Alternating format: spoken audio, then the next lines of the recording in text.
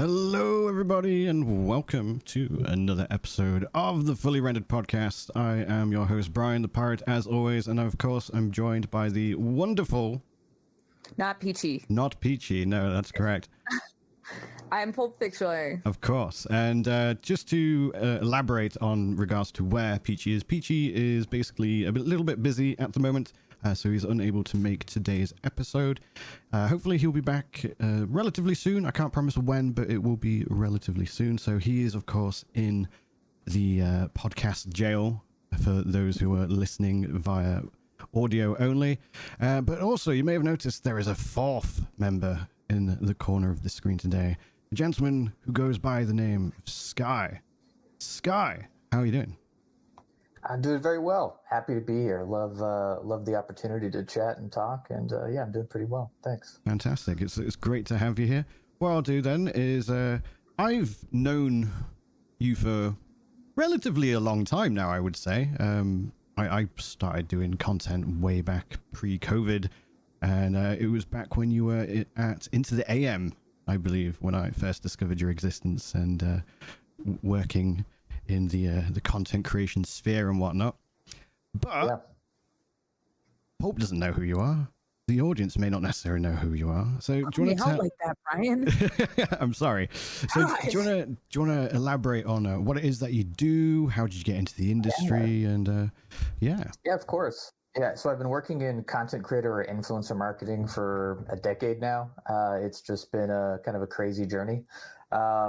Into the AM was kind of the first company that I was able to finagle into letting me do something fun and cool. I actually started off as an esports associate intern, so not even getting paid, just kind of like they wanted to jump into making merchandise for esports, but they didn't know anything about, the area, the scene.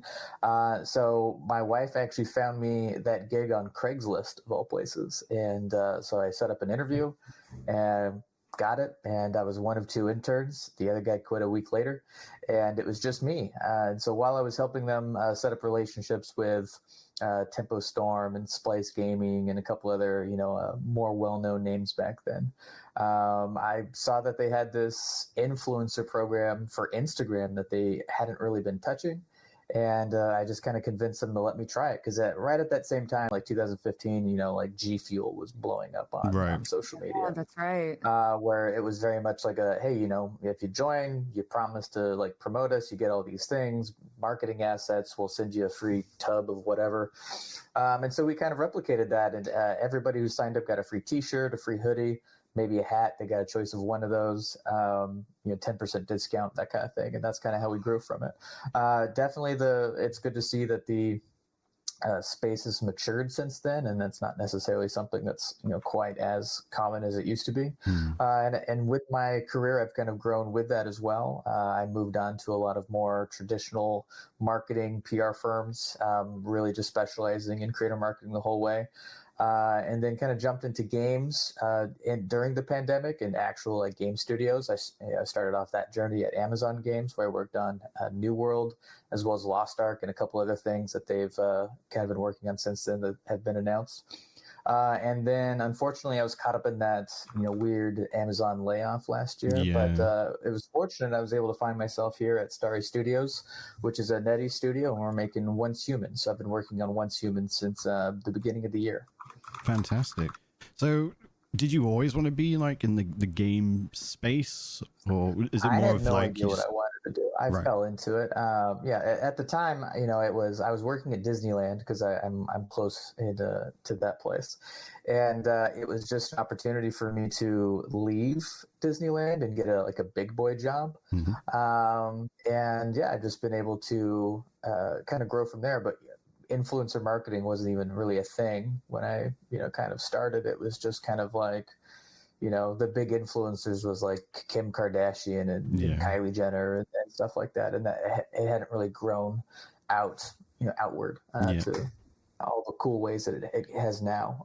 So it's nice to be able to be there, but now you can get a degree in influencer marketing, and that was never a thing when I did it. So yeah, it's interesting because obviously the content creation space as a whole, whilst it's been around now for technically you could say about, 2 decades-ish, in overall terms of an industry, that's still extraordinarily young, and it's constantly evolving, constantly changing. So I imagine being in your position, you're going to constantly have to be up to date with how that industry is constantly evolving, how content creators are changing, and you handle them one way one quarter, and then suddenly the next quarter you have to handle them in a completely different way and offer them different things.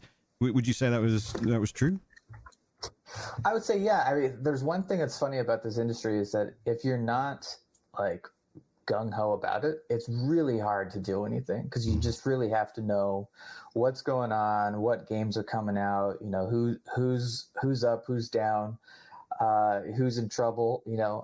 And there's definitely been some fun stories along the way, but really, while the industry has grown, so has the cool little tools and tricks along the way that help me track, you know, who I should be working with, you know. But constantly being on YouTube and Reddit and Twitter and whatever other social media plugged in to the creator space has definitely been something that you just kind of have to live in to be successful in this industry, I think. And that's something that I've been able to do pretty well, I think. Yeah, so it's literally your job to be terminally online, essentially. I imagine that can be quite a depressing experience as well. I know it certainly is for me on the occasion, especially through like the era of COVID and things like that. The old doom scrolling, you're like, oh no, what's this creator done this time, kind of thing. Yeah, I think it really does play into my affinity for like reality TV, where, you know, I like watching The Bachelor and Vanderpump Rules and all those types of shows where it is just really watching people mess up their lives in such a way. So there is an aspect to it of there, I think. But at the same time, it's you know, it does, hobby does bleed into work, and you do never feel like you're not working, which I think my wife dislikes more than me. But I do try and have some clear lines of separation between you know, what having an off time. So right, and that's a very healthy way to look at things. I'm similar. That I used to have like my computer like in my bedroom, for example.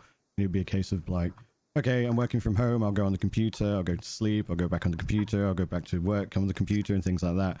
Now I've got this like dedicated office, so it's like, okay, I'm going to leave this room, go touch grass, do other things, you know, get in a, like, almost segregate it so I don't have to feel like I'm living in this office 24/7. And it makes a phenomenal difference for my mental health and things like that. So I completely or rather appreciate having to separate that, because it's a big thing, especially if you are always online, as it were. Paul, exactly. did you have any questions you want to throw at Sky?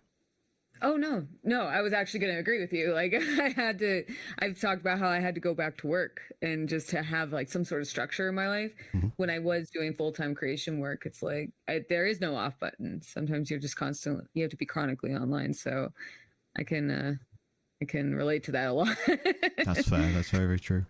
So I would say it's much worse for content creators in general, because like normally you can only make content about something that you are absolutely in love with, and then if you try to harness that, you have to think about it differently to be successful. And yeah, you know, exactly. Like there's so many, like a lot of times I try to like split some of my attention with things, like, you know, especially like it just strictly we'll talk like gaming. Like I have to, like there's certain games like I just cannot be like making content about. It has to be something specifically like I enjoy on my off time by myself, looking ugly. And just, you know, so because otherwise it turns into work, as you said. Like, you know, you don't want to, like, you know, players, that concept of like, you know, wanting to do what you love, but it's like, but what you love, you end up getting, and it becomes a chore. Yeah, I was trying to think the right word. Thank you. And I think people outside of the industry or who aren't content creators think that that's an easy decision. But at the same time, like, what if that game that is your own little special space is making a lot of money? You know, like you have to then get rid of that boundary that you set up for yourself in terms for making money, or you say no to money, which could be life-changing, to keep your mental health. And it really is a balancing issue. And so I always try and make sure that when like people always say that no kids want to be a firefighter anymore. They want to be a content creator. They want to be a YouTuber, and like that's fine. I celebrate that. But at the end of the day, like there is definitely sacrifice that happened there, and it means that you no longer have an interest. You have something that you need to possibly try to exploit so you can get big and grow and make money. Yeah, absolutely. Yeah, and it can also kind of create like a jaded perspective on things too, because like because sometimes like if let's say on the other hand, like there is something you're genuinely enjoying and you want to you want to share that and like make content around it, and then it doesn't do well. It kind of can create this jaded outlook where it's like, well, I can't do this anymore because it's not. It turns more into like that that business mindset where it's like kind of can take away from some of the joy that you've had with that bit of whatever that medium is, rather. Yeah, it can be it can be very demotivating when you put so much time into a piece of content or a series of content, whatever, and then suddenly maybe it doesn't do very well, and then you go, it's me, I am the problem. And it could be, no, it's just the algorithm, mate, or it could be that you're just not playing. Or it's like some people like cultivate a certain community that is interested in one specific outlet. And like in the case of like using gaming, like I like my farming games on occasion, but that's not the community I cultivated. So and even when I play them, I'll be sitting there, and I've actually said it out loud, like on stream, where I'm like, I don't know what the fuck to talk about, guys, because this is the game I get zoned the fuck out, and I will probably like smoke a bowl and just want to go like, I just want to fish. Very true, very true. There's also the risk of like I've got obviously various friends in the content creator space. Some of them are variety, some of them focus all in on one game.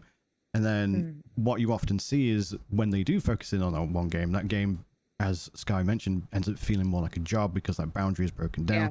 You feel compelled that you have to make content all the time, stay on top of the news, things like that with regards to that game. And of course you burn out. And then you go, okay, well, maybe I should broaden my horizons. And then suddenly this audience that you've cultivated, that's been growing with you all this time, goes, oh, I don't like that. and then they peace out. Like, for example, when I first started content creation, I was generally variety. And then I became a bit of a PUBG streamer. I think we all indulged in the PUBG era when it first came out. I know you can't relate. I'm a contrarian here, man. I don't like PUBG. Really? I know. Wow. I mean, I don't. Okay, so I've been playing like because the new like not really PUBG, but like the new one is Deadlock, and going to be very transparent about this, and my controversial yet brave opinion is I don't like it. No, that's fair. That's fair. Games like that. It's a MOBA at the end of the day. Yeah, and that's it. And but like things like League, Dota, stuff like that. PUBG. I'm not a competitive person, and I start zoning in on numbers, and I start feeling like if it's a team base, I feel like I'm dragging the team down if I'm not doing as well. And I've noticed, because I've played it a lot, like the beta or the early access, whatever it is. I got invited some friends, my husband and everything. I legitimately don't have fun. And that's just fine. Yeah. But you're right. But it sucks in that aspect because I know you like, because I've been playing a lot more Souls games. I do Souls and horror. Like that's pretty much my bread and butter for a lot of like my content lately.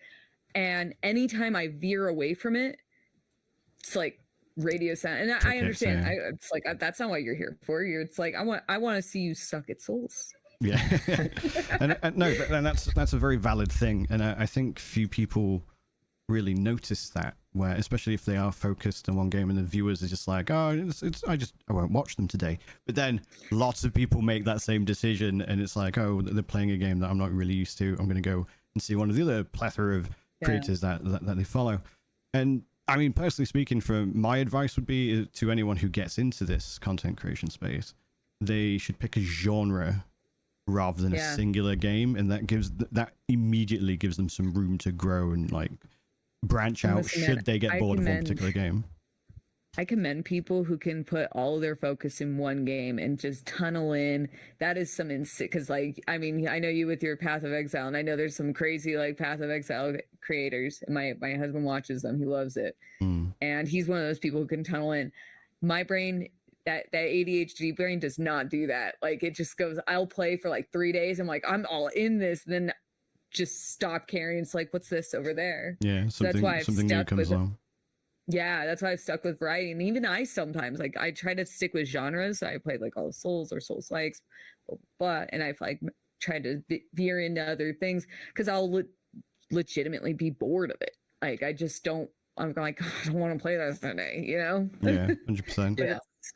And I think genres is such a funny thing now because like they're ever expanding with as the technology that we bring into the space gets stronger and the games get bigger and more profound. It does definitely bleed a lot of those lines. Like so, for example, the game that I work on is Once Human.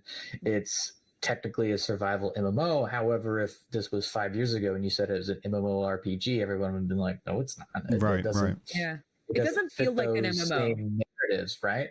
And that's the thing. But like technically, it is. It may not just feel like it, but yeah. So when you are like leaping into a certain genre, you really do have to make sure that what's more important than anything else is the viewing experience, because that is the true box that you're putting yourself into. And so like even if you're jumping into a MOBA, like let's say League of Legends, which has been incredibly successful over the past decade or so, has kind of gone down a little bit, but still remained definitely in the top 10. You're competing with so many other people who are all kind of doing the same thing, and then you have to choose something that makes you stand out over everybody else. You can either be good, or you can be entertaining, or if possibly you could be both, and that is really something that gets everyone, so it really is kind of a risk whenever you do choose your genre, just because again, if you do find success, it could be soul crushing. And then I remember when I first started streaming. This is I started in 2018. Like I was more like kind of feeling it out. I was modeling and stuff, like, so I was trying to like venture into new things because I like to do a lot of different projects. And I remember I had a friend of mine who recommended I do League. Like right off the bat was like, you should do League of Legends. You should do Overwatch at the time. And just listing off these big, huge games, like, obviously actively competitive. And not just that, there's already these large streamers that already like, you're already gravitating towards them. Mm-hmm. And I remember pushing back and saying like, that's not what I want to do. First off, I don't like those games. I sat down, played Overwatch like twice, and I couldn't stand it. And for the same reason, it's just, that's not it. And what people can tell when that's not your thing, they can tell when you're not having fun. And that's why kind of the approach I like to go with my content creation is, if I'm enjoying it, I think other people will enjoy it. And I'm starting to like take that part out of my brain where it's like focusing too much on the numbers, and let's just go in and have fun. And the people will come if they want to come. If they don't want to come, they don't want to come. And I've, so there's a fluctuation in analytics right there, because right now I'm just kind of enjoying my time, and it's been a lot more freeing in a sense. But that is something that a lot of people I think don't really want to do, because they think that that's not going to make me money. That's not going to make, but there's already these big streamers. To get the amount of luck it takes to get to those levels is astronomical. Like it's like 1 in a million for a lot. There's particularly in such saturated games as well, such as League of Legends. Yes. Absolutely. Yeah, and that's something I've done a lot. I've done a lot of consulting work for creators who are either trying to break in some way, or even like diversify and try and move into a different game, because like necessarily the game that they're playing is something that they enjoy, but maybe not something that has the most viewers, and they're trying to like branch out.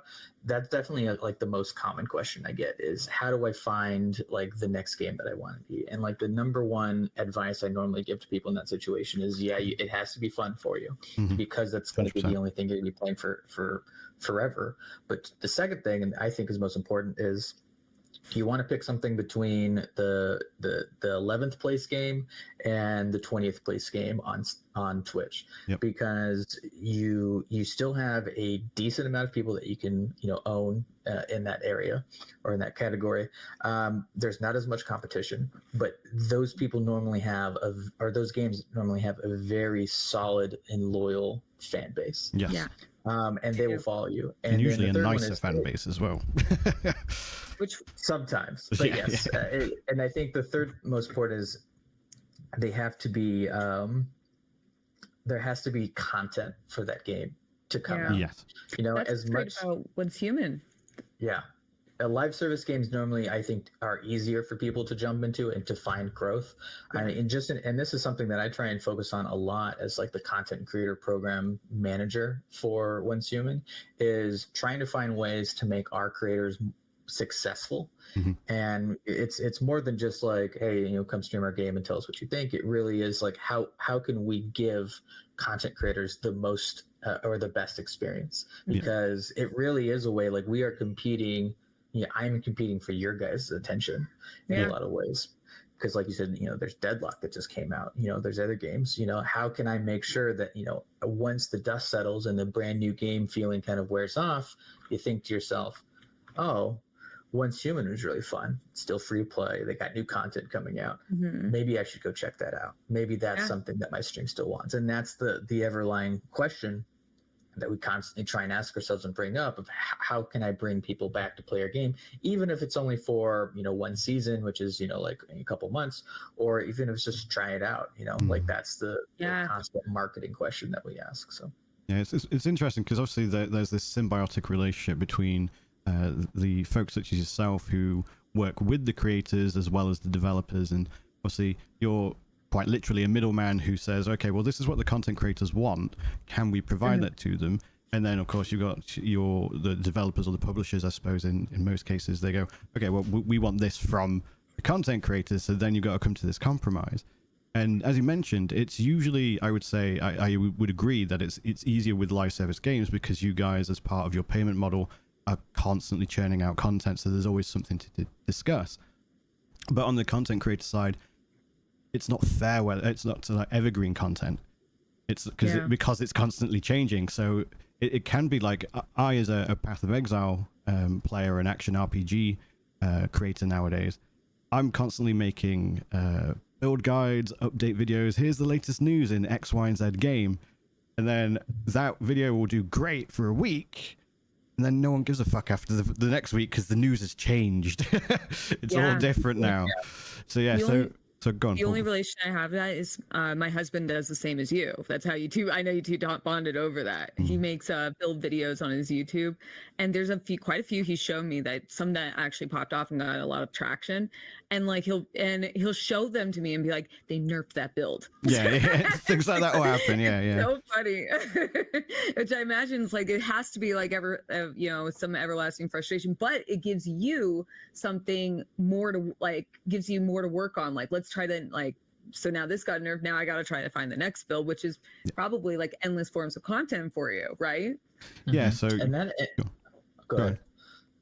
Oh, I was going to say, and that's where the type of game, or even what game you pick, really can come through with you to try different things. Like, so one example I bring into this is a content creator I've always wanted to work with, or always have wanted to work with, but just never had the opportunity, is Bellular Gaming. He mostly does things for World of Warcraft. Yeah. And he was having the same issue where he mostly does news, World of Warcraft news. And he was noticing that like there would just be a giant bump, but then the video would be forgotten after a week because it's old news. So there's another video. And he wanted something a little bit more evergreen, so he started making lore videos. And you know, obviously that, you know, there's some people who absolutely live in lore. I'm a big Dungeons and Dragons nerd myself, so I jump in. I love that. However, not everyone does, and so then, you know, it's trying to make people care or give a shit about lore can be an uphill battle. But I love his lore videos. I think it's something that really does jump in. You can make it entertaining, and that video will last years. There's a lot of equity in lore videos for sure. Yeah, but not every you're doing. Go ahead. Not every game has lore. So you know, it really does, like, you have to find what about your game could have that. Like, we have lore in Once Human. There is a story. It's just such a small minority part of the game that I would say a lot of people don't pay attention to, which is fine. You know, the story is there to just be kind of like the vehicle to get you to end game, you know, something where it provides a little bit of meaning. But really, you make the game yourself. And, you know, have that be compared to Baldur's Gate 3, which has a lot of replayability, maybe not infinite, but the amount of lore that's packed into that game is insane. Yeah, it's a very dense game. And so, those are, there can be the two sides of the same coin, but really as a content creator, you want to constantly try and be taking advantage of both. One, for the popularity and the boom of putting out that new video, and secondly, to have more longevity in your video so you can have that constant stream of income. Maybe it's small, but coming in as you're going through. Yeah. And I find it would give you more breathing space when you have more evergreen content. You're not feeling as compelled to be like, okay, here's a video, here's a video, here's a video, here's a video. You can go, okay, I've got money coming in at a consistent pace. I can put more time, more effort, more production quality into individual videos rather than going, here's 12 this week kind of thing. But let's circle back to like this symbiotic relationship and working with content creators. Do you have any advice, like top tips, should we say, that you would recommend to creators to best approach people such as yourself and to work with people such as yourself? Yeah. Yeah, I think there's a few things here. One is every game should want to work with you.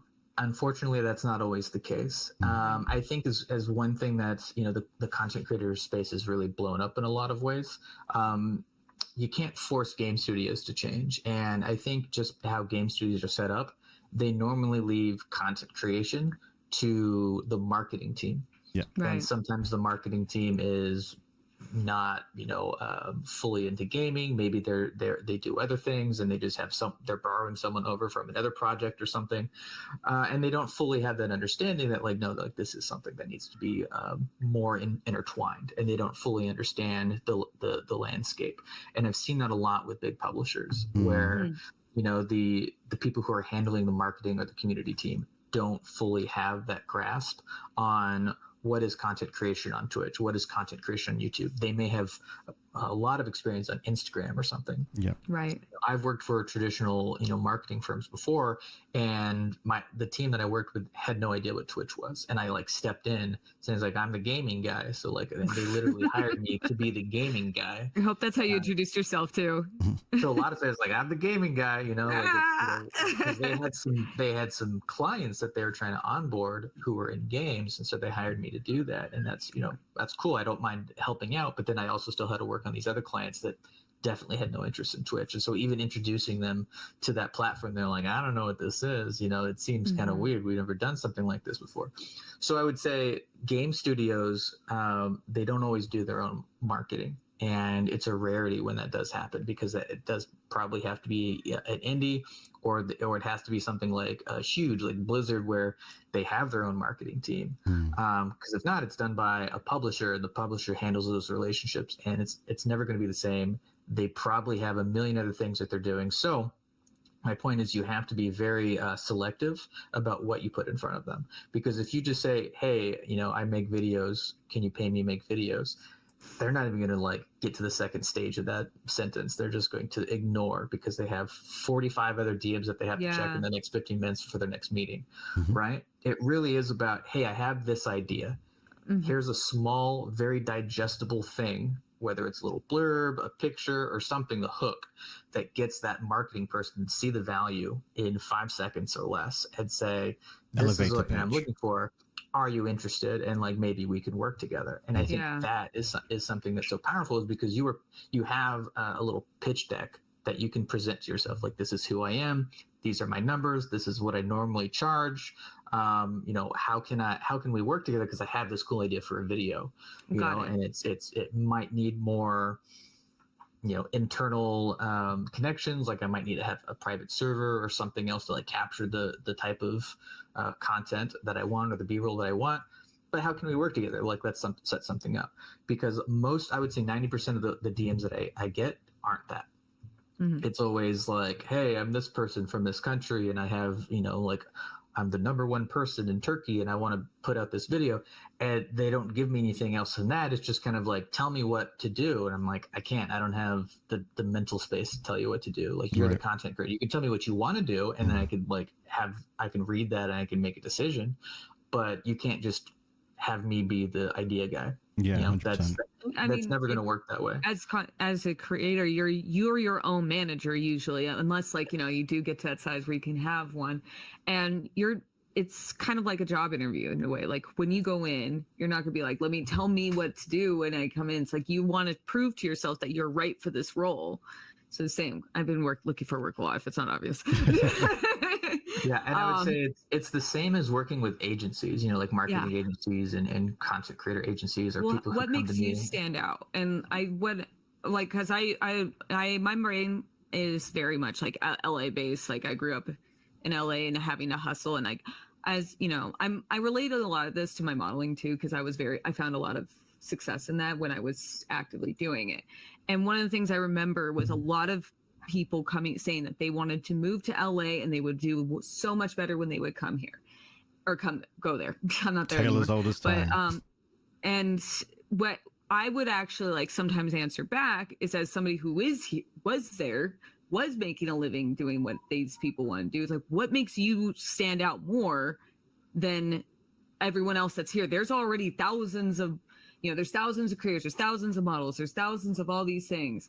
What makes you better than all of these other people before you? What makes you stand out? Like if it's a look, or it's like the way you present yourself. And that's I think the hardest thing. And I even struggle with this, is trying to advocate for yourself and try to prove to others, or to try to sell yourself in that capacity. Like, how am I better? How do I like stand out? Because I'm like, we can all look at ourselves, and even just like visually, like we're all a dime a dozen. There's always people who look like us. There's always people who sound like us, probably have a similar sense of humor. What makes you stand out? So I agree with that. Like you can't just go up, and this is very valuable to hear from you, that, coming in, because like, I don't know how to go about with like, when it comes to like, I don't do like key campaigns or anything. Like I listen to Peachy and Bryan all the time. But it's because I don't know how to go about it, because it's a completely alien universe for me. So going in, it's how do you advocate for yourself? How do you sell yourself? That's valuable. It's coming in with ideas. It's almost like a resume, but it's more like a pitch deck. It just has to be very short. It has to be digestible. And I brought up the working with agencies aside for a point, is because I can always tell if someone is inexperienced as an agent if they like don't come to me with an idea, and they just said like, hey, we want to work with you, let's get on a call. No, I don't have enough time. I have you are the 20th person that messaged me in the past week. I have so much things to do today. If you come to me with an idea and like a small little pitch deck, I know you don't want to like spend a whole lot of your time just to get rejected, and I can understand that. But I'm also not looking for 20 slides on what you plan to do. No, it has to be a quick, like elevator pitch. And if it sounds interesting, we'll talk. If it doesn't, I'm just going to ignore the message, unfortunately, as rude as that sounds, but I'm just so busy. Like, that's fair to say. That's fair to say though. Cause like cause you're right. Like anybody, any asshole can come up to you and be like, I make videos. I want to work with you. Pay me. And it's like, but what kind of videos? You have to, it's like, cause see, I don't have that same experience, but messages, like getting messages, and like, cause I used to like work with photographers and stuff. It's like let's shoot. Well, I think that's a good comparison, because it really is like, what you look like, and your look, and your ability, and what you've done before. And you're like, I don't want people to tell me that they're a content creator. I want them to show me. Yeah. And that's why I think it's been such a fun way to watch shorts and TikToks grow in such a fantastic way. And even though I don't think the monetization's like kept up, I would imagine like shorts and everything with that would be the best way to pitch yourself, right? It's so much easier, because I can instantly tell how professional your videos look, your editing capabilities, like what your vibe is. Like it's so fast. I don't have to sit there for an hour-long video and click through and see the different points. Like you can send me a 15 to 20 second TikTok, and I can be like, all right, I get your vibe. But I think in terms of like since you're a model, you understand like you had a I don't know, Model Mayhem DeviantArt or something probably back in the day. Oh God, Model Mayhem! I haven't heard that name in a long time. Listen, it was like way back in the day. Yeah, I haven't kept up with any of that in a long time. No, that's fine. That's like I had one when I first started. That's like I was like, oh my God, that is a blast from the past. It was an almost visceral reaction. Anymore, but... yeah, it's not good. It's not good at all. We've grown past the need for it, thankfully. We've evolved. Yes, for good reason. However, but it's very much like this. Like it was set up as kind of like a LinkedIn. It was an online portfolio, and like Instagram kind of like condensed it. So I guess TikTok is another example of that, where it's like when you had things like all like DeviantArts and all that. It's like you had this this very specific page, and then Instagram kind of revolutionized how you can organize all of your work into a cohesive portfolio pretty easily. And likewise with TikTok and all that, and YouTube Shorts, it's a very valuable resource to condense all of your when you stream. Like I know Bryan can go for a long time, and I could go for like maybe 3 or 4 hours. I think my longest has been 12. Or no. I think my longest maybe was like 8 hours. But like that's a lot of content to go through, and no one has time to go through all of that. Yeah, especially if it's paywalled. Tools. Yes, there are some tools that are coming out that can really help, and Loco or Casey Shields, she has one that is called River, RIVR, that we're using for Once Human, and it's fantastic. It uses like an AI algorithm to find content from your long stream and cuts it up into TikToks for you, and you can like just basically edit straight from the platform and put it on. It's fantastic. We're paying for it on our side, and then we give it out to our more loyal creators, not really based on size or anything, but just the people that we're like, hey, I think this will benefit you and therefore benefit us, and it's been fantastic. I definitely recommend anyone to check that out. But yeah, there's tools like that really do help in a way, because not everybody expects to be a great editor when you jump into the content creator space. Yeah, I would say that's probably my biggest thing for not trying out making content myself, is because I just know I'm gonna hate editing. Like that's just not. I see. That's like, so I know Peachy and Bryan, they both make videos, and I did dabble in it a little, and I did like photography and stuff, so I know like Photoshop and everything. Video editing was such a different beast, and it is a lot of work. Going through a stream, for example, and trying to condense all of your content, it's a lot of work to go in and like trying to cut out all the dead air, trying to find like things that will grab people's attention. And also, like, I don't know, I can only speak for myself on this. Like, what I might think this is funny, other people might not think it's that funny. So it's like there's a lot of like, you need to wear a lot of hats if you want to be a content creator, because you have to know all these different things. And it's great that we have all these tools now, because I know Twitch integrated a feature where you can make vertical clips now, and you can upload those to YouTube, which I need to start utilizing myself, YouTube and TikTok, because for the same reason, growth, like it's great for growth, and it's a nice little feature that they added that I don't have to go through and like pick out all these things. Like you have your viewers already making the clips, they're probably pretty funny, condense that or reformat it into the vertical layout, and then re-upload it, and there you go, there's some additional traction for you. So that I do appreciate these tools that come out and make it a lot easier for creators to advertise themselves, and that's something they could send to you, I'm sure. Yeah, because it makes the professional's job easier, but it also lowers the bar for people who may be like me and know they aren't going to be the next film editor to jump in and dab a little bit. 100%. Hats off to those people who are really good at video editing, man. There's some impressive people. I have some friends, but I also don't want to be like, hey man, can you edit this video? I'll give you $5. Like I tried, they don't like it.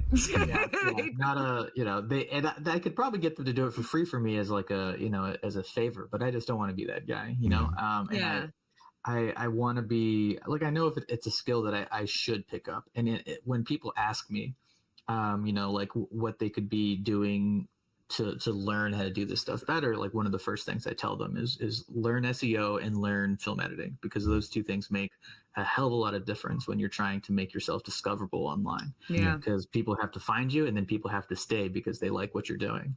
And if you're just like, showcasing your unedited, like blurry picture face, or don't even have a camera on your stream, and you're just like playing a game that has no real impact, I mean, you're not going to get much there. Yep. It's also an invaluable skill to have just in general. Like maybe content creation isn't for you, and you can use. Yeah, you could be an editor for someone else. Because some people are not that comfortable in front of a camera, but they're really great at editing, and that's a benefit. It's been really fun to see like just how much of a world we've been able to carve for ourselves on the live streaming space and VODs, and just with everything that comes up, there's a new opportunity, and that's just really been fun to see. Most of the people that I talk to, they didn't jump into this because that's what they went to school for. They jumped into this because it was something they did in high school. They thought it was fun, and then just hit a lucky streak, and they've been doing it ever since. And sometimes they're nervous about like, Twitch could die tomorrow, and I don't know what happened. It could go the route of Mixer, and you just have to kind of like rebound. But they always, it's something that they feel lucky in because they jumped into it. So sorry, I think we just temporarily lost Pulp. Are you still with us? No, we lost me. Yeah, I'm still with you. I can hear you, but I can't see you. There you go. Right. So yeah, it's my internet again. Yeah. Sorry, guys. Not to worry. All good. So obviously that's a fantastic bit of advice. Obviously, like having like a pitch deck, an elevator pitch as well. I have a pitch deck. It's just a fancy JPEG that I've got, and I go, look, here is my demographic. This is how old they are. This is the kind of games that I do. This is my concurrent viewers. This is how many followers I've got on X, Y, and Z. And this is my idea. What's some horror stories that you've had? Have you ever had someone who has, maybe not necessarily a horror story, but have you ever had someone be like, hi, I like video games, give me keys, please? Or something to that effect? Like, do you have anything where it's just like, it's actually put you off working with them?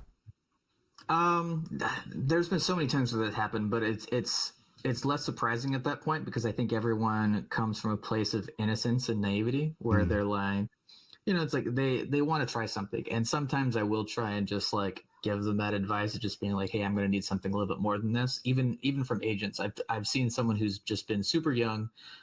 You can tell that they just graduated or are still in college, or, just a college age, and happen to be a associate somewhere for some firm, and they're just trying to like make a big name for themselves. And I'll try and like do some education. I just don't have time for that for everyone, unfortunately. But I think most of my horror stories come from people who I'm already working with and felt that they needed to burn the bridge in some way. Right. I can't mention a name because I don't even remember his name. It was so long ago, but it was actually at Into the AM, where he bought something himself using his own code, which some people don't like, but we didn't really care. We weren't losing money on it, so it was like, sure. However, he didn't like the size that he got, and he tried to return it. However, we were out of that item. And so then he says like, oh, well, it's actually your guys' error, so I want a refund. And they're like, well, okay, well, send us the picture of your receipt, your online receipt, and we'll do it. And so he photoshopped the size of his receipt from large to medium, and then claimed it was our fault. But it was the most hatched job I've ever seen on a Photoshop. And keep in mind, like, I'm not customer service, so I didn't know any about this until that time. Until he started throwing around that he was a content creator and that he knew me, and that they should basically give him his money back because he knows me. And so I was pretty tight with the lady working in customer service. Like we would chill on breaks and stuff. And so I love a name dropper, man. Yeah, and again, I wish I remembered his name. I don't. I mean, just that behavior. I'm so familiar with it. I would say that dude went, like, when we called him out on it, like, he went from like being nice and cordial to psychopathic real quick. Where he was like saying he knew where the studio or where our work was, and that like, well, Karen. he owns us on he owns our hashtag on Twitter. I'm like, I don't know what that even means. And he's just trying to tell us that like he can take our company down, and we're just like, all right, man. And so then I found out that he took the link that was below his stream and below his YouTube, and instead of changing the text, he just changed where it linked to, and it ended up linking to a porn site. And like, so if you go click on, hey, go buy this at Into the Aim, it went to a very degenerate porn site. And I'm like, what the heck, man? I don't understand like what the point of this, because this doesn't make us look bad. This makes you look bad. Yeah, 100%. And it's probably going to get you banned from your platform as well. Yeah, so we canceled the commission check he had for that month, which was a decent one, and then basically like took away all of his sales, like canceled his order, and basically just like the guy was being super weird, and that was it. I never heard from him again. But it was just such a why are you burning this bridge over like it was a hoodie that was on sale because we were running out of stock for it. The hoodie? Yeah, it was only like $20. All this over a hoodie? Yeah, and I'm just like, why? Like, this dude was making like $200 a month off of us from commission, and so like I wanted to, keep this guy going, but he was being such an a-hole about it. Where I'm like, no, I don't care. Like, you're just, I'm not gonna like jeopardize, like. People are nice until they don't get their way, and then all of a sudden it's like, I don't understand, man. Let me talk to the manager.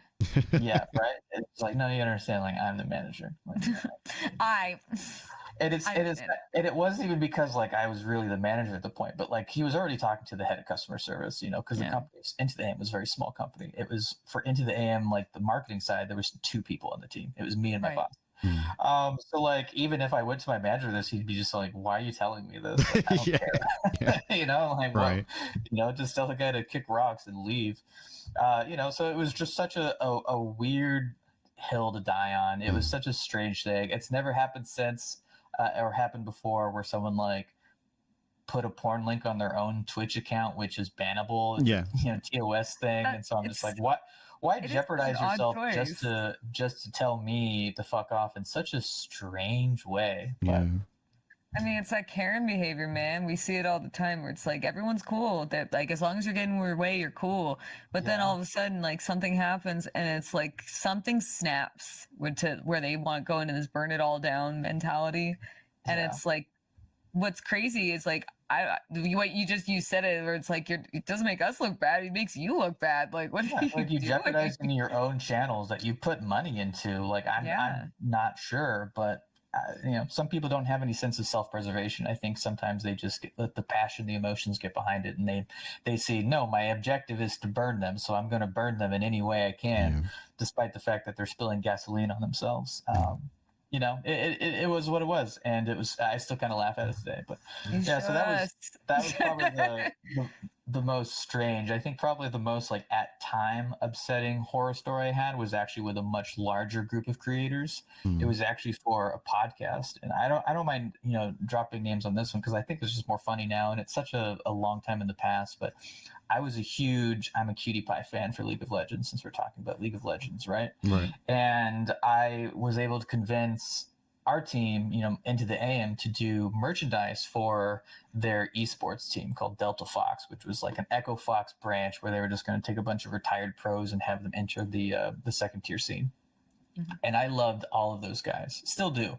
And so we made them some merch, and it was really cool. It was like more of like a sports style. So we had some that looked kind of like hockey jerseys, but with a hoodie. I think we lost Pulp again. Oh, maybe she's back. But it came to the time where they were going to actually debut it, and it was going to like show up on their podcast, and they actually had Tyler One as the podcast guest host. Right. And right when it was about time to have it all come up and like broadcast it to the world and announce this partnership, I had my whole office like tune in. So we had like the president, the CEO, we had all the other sister brands of Into the End that we worked with, all like see where this is going and seeing this happen. And then right when he was about to do it, I'm a Cutie Pie was saying something like, I was like, man, I don't want to do this shit. I fucking hate it. I just don't want to do it. And Skara, who was the other guy on the podcast, was like, what are you talking about, man? Just do it. It's not a big deal, And then Tyler One was like, guys, if you're trying to do an ad read, I'll show you how to do an ad read. And instead did an ad read for his new G Fuel equivalent, flavor, and was like just talking about how great his G Fuel flavor was, and how it does the lifts and the gains and all these things. And so our entire ad space was just like, oh, didn't happen. Right. Yeah. And then Delta Fox like pulled out, and we had all this merchandise that we were just sitting on, and we're just like, oh, okay. And this was like a personal project that I had dumped at least 6 months into. Right. All for them to just say like, I don't want to do it, and then just not. And it was that was a hell of a time, I can try imagine. not to work with your heroes, because sometimes it just doesn't work out. And Right. Yeah. I still love those guys. I've talked to them a few times since, but man, that was an unfortunate happenstance. Yeah, I can imagine that at the time it would probably be quite like devastating, because you're there, obviously you've put all this passion behind this project, and then obviously you've got loads of your peers, your colleagues, your seniors behind you, and then you're probably just there, and it's just like, oh fuck, and it's like a train wreck and this moment. was basically me saying like, okay, if this goes well, like that's a raise, that's a promotion, and then it didn't, which happens, and everything's water under the bridge at this point. But I remember at the time I was pretty devastated. Yeah. Right. Well, those are some fantastic stories. What I want to talk about now before we head over into our break is, I believe you were at PAX recently. Was it PAX? It was PAX, wasn't it? I was PAX West. I just got back this week. I absolutely love PAX. It's only my second time going. Right. I've never been a part of an official presence there where we had a booth or anything. I'd love to. That's probably on me to try and convince Once Human to maybe have a booth there next year. But it was just such a pleasurable experience. I've been to TwitchCon, Gamescom, a couple other giant things, E3, VidCon. It never feels as community based as what they wanted to seem, right? I think older TwitchCons had some of that feeling, However, since it just seems like, none of the larger Twitch names even walk around. They just, they're all behind the scenes until they have their thing to go to. And then you're just walking around with a bunch of, not to say it derogatively, but viewers and not necessarily creators. So as a company trying to find creators, it's a lot harder to make our money back on that, because a lot of creators are kind of hidden away. Right. And so it just never really feels like a community. Where that wasn't my case at PAX at all. I like to think that PAX, at least PAX West, is like 60% video games and 40% like tabletop games. And it was a blast. I'm a big D&D guy fan, as I've said before. So I just loved walking around and seeing all the really cool Dungeons and Dragons and Magic the Gathering, whatever else that they're doing. And it's just really it's cool to see the cohesiveness of those two communities and what they were able to build upon. And it was just fun. It was a really fun place to be. And I would absolutely love to have a Once Human booth experience or something there next year. Right. With regards to booths, obviously, somewhat recently we've had the leaks about Summer Games Fest and how much it costs to have like an ad at Summer Games Fest and stuff like that. And obviously that conversation expanded to include like conventions and booths and stuff like that. And some of the numbers eye-watering. Like it's like just to get like a reasonable sized booth, it's sometimes upwards of like $1 million, isn't it? So like good luck convincing is all I can say there.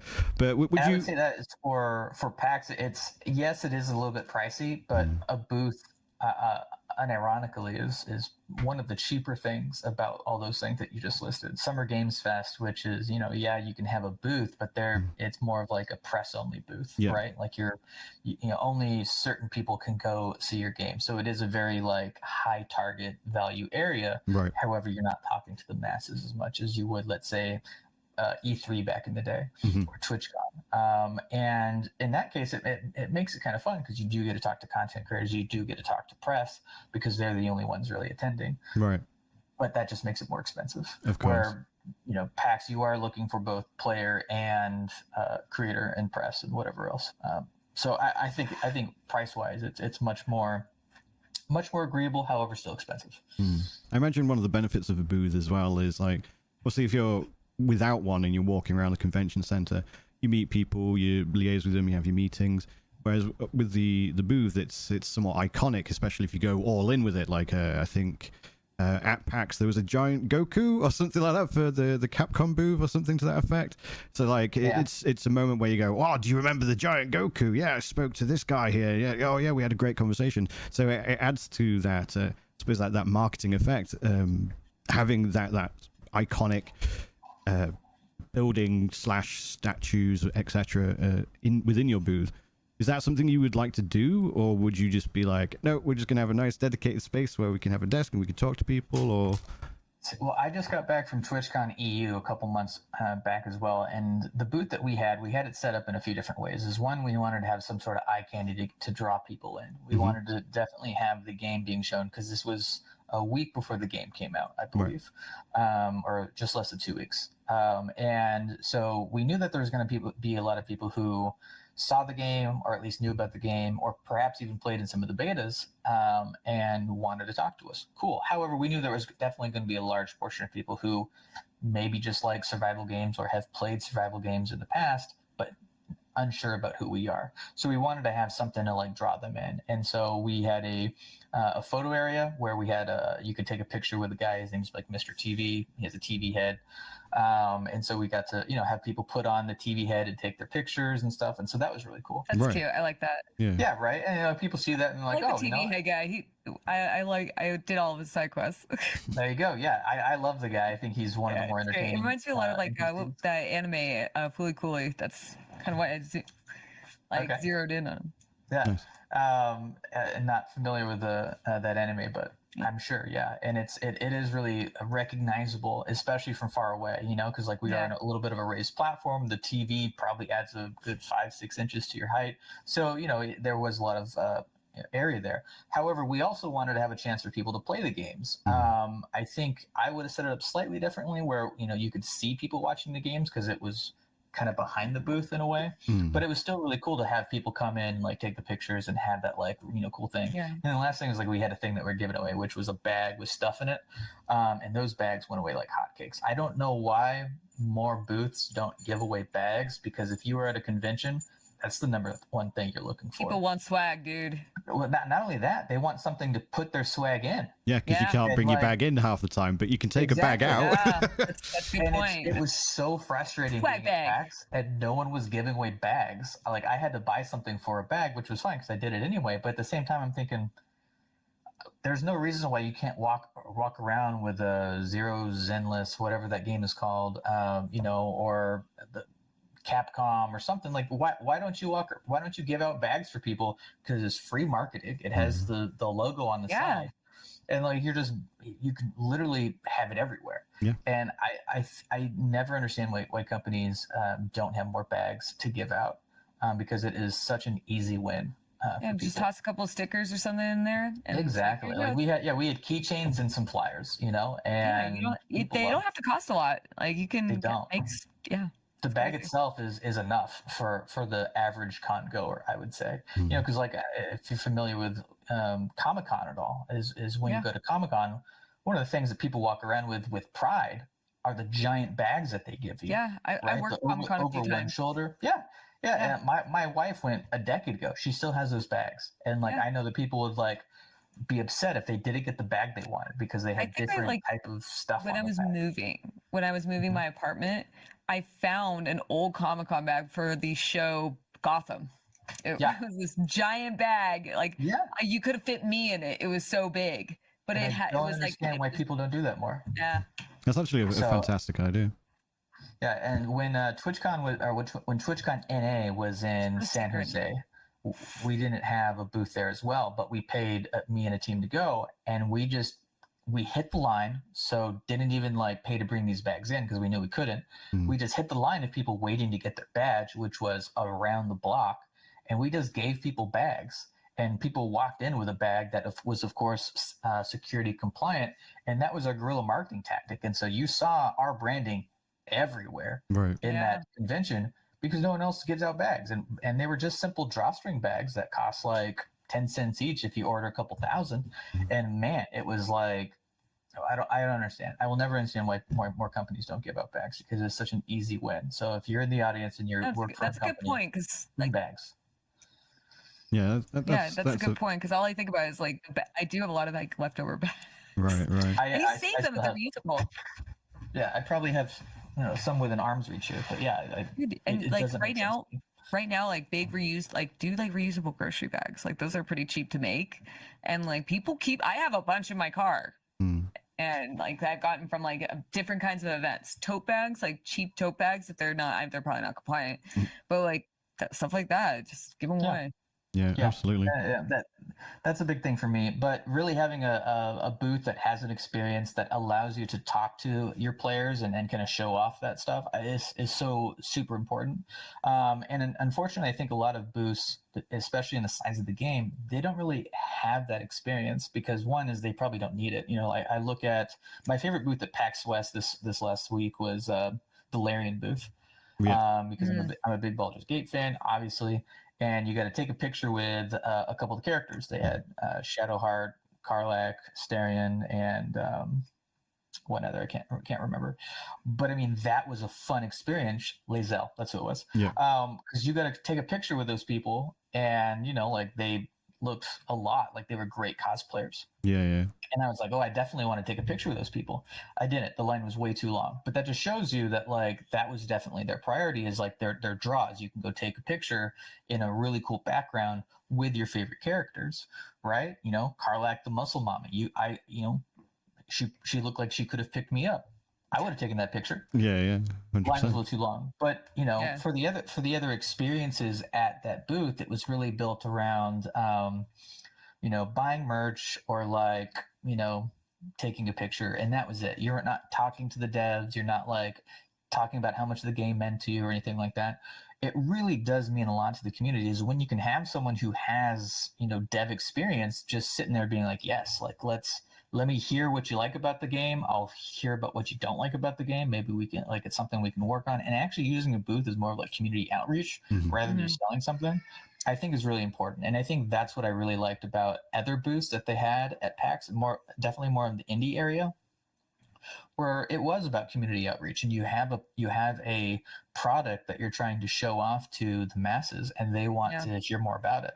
And you get to see the passion from the devs, you get to see, the intrigue from the community. And there really is, go back to that word again, a symbiotic relationship there that I think makes conventions in a traditional sense, in-person conventions, worth it rather than just a Nintendo Direct type of scenario, right? We try and do the same thing for Once Human, but a Twitch live stream called a dev live stream.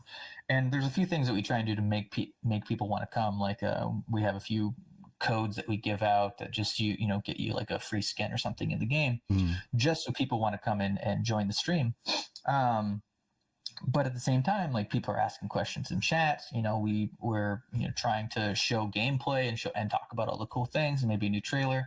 So even though it is a little bit more, Nintendo Direct where there's like a stream coming in, there is a two-way communication there. And I think that's what's really lost, especially once you hit a certain critical mass of size, is you don't have that bandwidth anymore. And I think that's really unfortunate. So that's where I think content creators really can come into place, because you can have content creators be representative of their communities and kind of like a representative government of just coming in and be like, oh, this is what my community wants to know, answer these questions, and then I can, relay it. And that's what I really like, is seeing, brands and companies do that, whether at a convention or even on Twitch. So. Going back to when you mentioned the layout, and I can't take credit for this, it was another Clara tweet, funnily enough. She mentioned that it would be a great idea, and I wholeheartedly agree, to have like just a big fucking TV that's showing the gameplay of the people playing. Yeah. Like the amount of times I've been at a convention and I'm waiting to play a game, or there's just a lot of people in the booth, and it's just like, cool, there's like 3 computers where you can play the game and they're surrounded by people, so I can see sweet all. So if you just have like a big ass TV above them and you can be like, oh, so that's what it looks like, that looks quite compelling, maybe I will barge my way in and have a go as well myself. But yeah, so that would be something I would love to see more often in booths and at conventions and whatnot. Yeah, we had something very similar to that in at TwitchCon EU, where there was a computer screen in front of you. However, there was a not large TV, but like a 50-inch TV above their head, so people behind them could see, just so you can kind of see what's going on. and it did kind of have a little bit of the visual fidelity impact because you are like rebroadcasting it to something that probably isn't like the best monitor. But at the same time, like people kind of understand given the fact that we were at a convention and Wi-Fi wasn't the greatest and all these other things. But yeah, people love just to stop by and watch and see what's going on. And I think it would have benefited us more to have that TV facing like the actual vein of traffic. But at the same time, it was just great to showcase what people were able to do on, because it is eye-catching to see this type of game, and people wanted to know. And you're a PUBG guy yourself, and so people were like, "Oh, so it looks kind of like PUBG." Like I got that a lot when I streamed it. People would come in and and play really like PUBG, but it does have that that feeling, because it does seem like you're in a like that type of biome. But yeah, no, it definitely is something that I think people need to see. And again, I don't think that's something that's quite as valued once you get so big of a game. At a World of Warcraft booth, it's really not the most important thing to show off what the game looks like, because most people are intimately familiar they're established with World of Warcraft if they go to BlizzCon, right? Yeah, and that's kind of the idea. But at a game where we're trying to convince people to even like notice us, yeah, you should have a TV for sure. Quick question before we go to break. TwitchCon EU or NA? I'm always going to be an NA person. That flight to Rotterdam was brutal. Oh yeah. Not only that, like I had to land at one airport in London and then figure out how to get to the other airport across the other side of the city, and I got lost, and I went to the wrong station. But that's all right. I got to take a picture of the bear at Paddington Station, so that was kind of cool. Nice. But other than that, I got lost, and I was like, "This is a terrible thing because my flight's in like 3 hours. I don't know how long it's going to take me to get through, through traffic and security and all that." I hated it. Yeah. So maybe if it's going to be in Rotterdam for at least another 2 or 3 years, I hear. But if they could find a better area to have it in, where I could just fly in directly and not have to take a train or a bus or a second flight, because even Gamescom was like that. I flew into one city in Germany and had to take the train in, but their train station was way better. Maybe I might be more impartial, because what I liked about TwitchCon EU was that it was smaller, right? And people just had more time for you, because it's not quite as long. I think it's only like 2 days or 2.5 days, where TwitchCon NA is definitely like 3 full days. Yeah, big party on the Friday. Exactly. However, it was just a little bit more of a chill experience. People had more time to talk to. People were a little bit more, they had a lot more space to breathe, because it was, the way it is. However, San Diego is renowned for their air conditioning in their hotels. Europe is not. I know. Sorry. No, it's fine. As someone who we're going through a heat wave here in California, it's nuts. Yeah, 107 or something today. I've been hearing about it. It's not good. I melted the other day. But yeah, being in Europe with very low AC, and even though the convention did have AC, it was great when no one was in there. It quickly heated up, and unfortunately, it was just kind of a sweaty mess. But yeah, I would take the size of TwitchCon EU, but have it here in NA. But I think maybe I'm probably not in the minority in this. I want a TwitchCon East Coast. I really do. I think that would be very beneficial. I always thought that was weird that there was only one in the West Coast, and especially like San Diego. Like, I mean, I've worked Comic-Con. I've never been to TwitchCon, but I've worked Comic-Con. It's like it can become, to put it simply, a clusterfuck down there. And with places such an existence as Orlando, which literally only exists for theme parks conventions too. Yeah, on the East Coast, like what is it, Dragon Con, or is it Dragon Con? Yeah. There's like huge ones like that. They have Comic-Con New York. Yeah, they draw huge crowds. It doesn't make any sense that there isn't a TwitchCon over there. I imagine it's because TwitchCon HQ's San Francisco, and it's probably just a cost thing. That's an excuse. San Diego's far from San Francisco, sir. Yeah, but well, just grab the cow train, just whack all your stuff onto the back, you'd be sound. Well, what we'll do is... sorry, go on. Twitch and Amazon have offices all over the world at this point. I don't know. I would love to see an East Coast, just because, like maybe if like I could split my flight with someone coming from EU in half, and we both just fly to Florida instead, I'm all for it, you know? Yeah. I'm sure a lot of creators on the East Coast that can't make it over to the West Coast. And it would be a great opportunity for them. It's cheaper for them too, because like flying into California, it's very expensive. And staying in California, very expensive. Just all of that. Oh, so, I know. I mean, I know. I used to live there. Yeah, my whole life. The 11.5-hour flight to LA, then get a bus to the train station, then get the train from LA down to San Diego. I'd be awake for like 42 hours, arrive at about 10 in the evening, and then be like, because it's such let's go to the bar. That's why. Yeah, no, that's why I drank so much. Yeah, I can appreciate that. What we'll do is we'll go for our quick break. So, ladies and gentlemen, we are going to just relax, top up our drinks and whatnot for 5 to 10 minutes. Music will be playing as usual, and the mics will be hot, and we'll be back in part 2 to discuss what we've been playing and other random news going on in the industry. See you shortly. Welcome back, everyone, to part 2 of the Fully Rendered podcast. We have games to talk about. I think I'll kick off. I'll give Sky a break from his voice. Have either of you played Black Wukong yet? Black Wukong? Black Myth Wukong, I've been on a strict no-buy for games, right? So I haven't played it yet, but I've heard nothing but good things. Okay. I have not. I probably won't play it. I'm kind of in the same boat where I try not to spend money on too many things because I'm playing other games that cost a sub, or I just have so many games in my backlog. But I feel like I'm one of the only people in existence who just doesn't enjoy Souls games like that. I just not my bang. That's totally fair. Okay. Yeah. Well, I like watching people play it. I've definitely tuned into some streams and stuff. Also, my best friend's that's what he plays more than anything else, the Souls games. And I'll watch him play. And he jumped in chat at the beginning of the stream and said some inappropriate things about me and then left, as a true best friend would.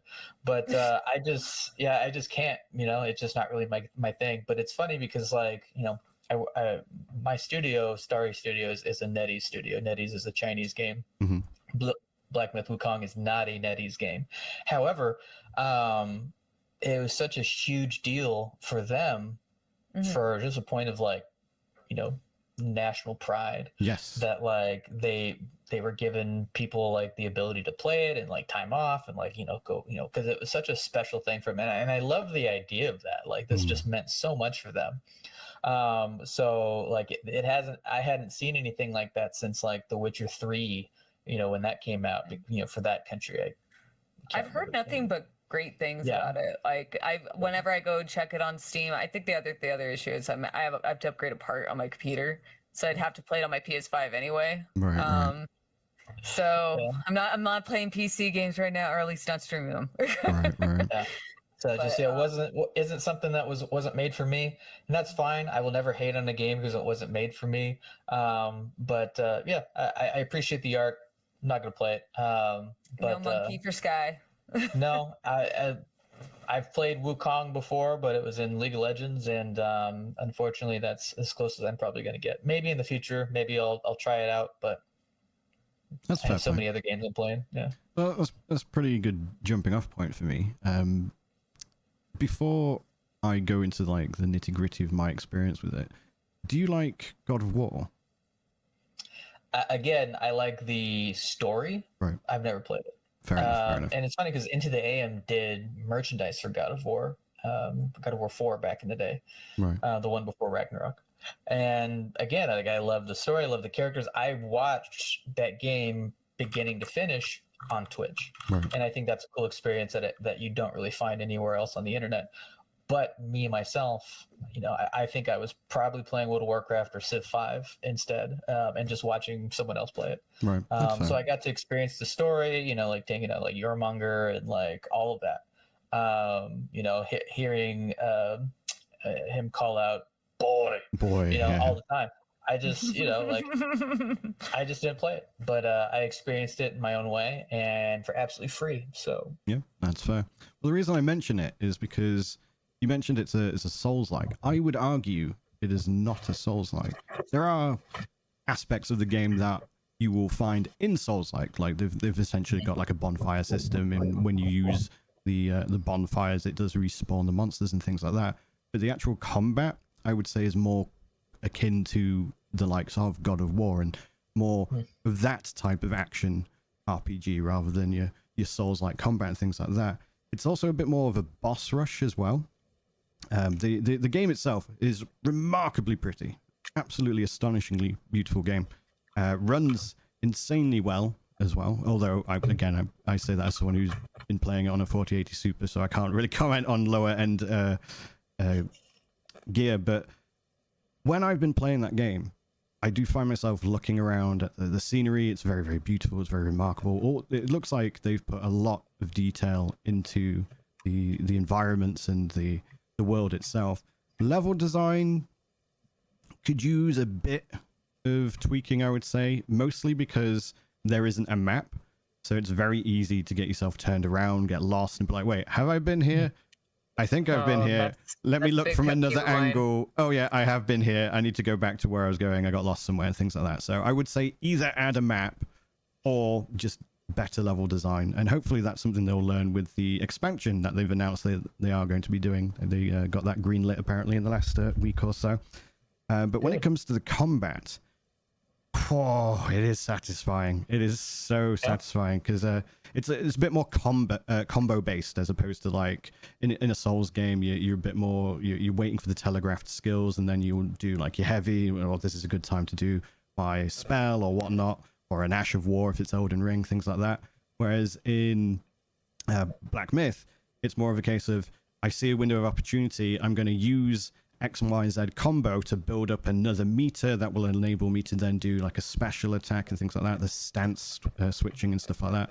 So it's almost a little bit similar to, say, the likes of Devil May Cry as well. Like you can get very stylish with it, and you can be like, oh, hey, look what I just did. I just did the fanciest shit on the planet.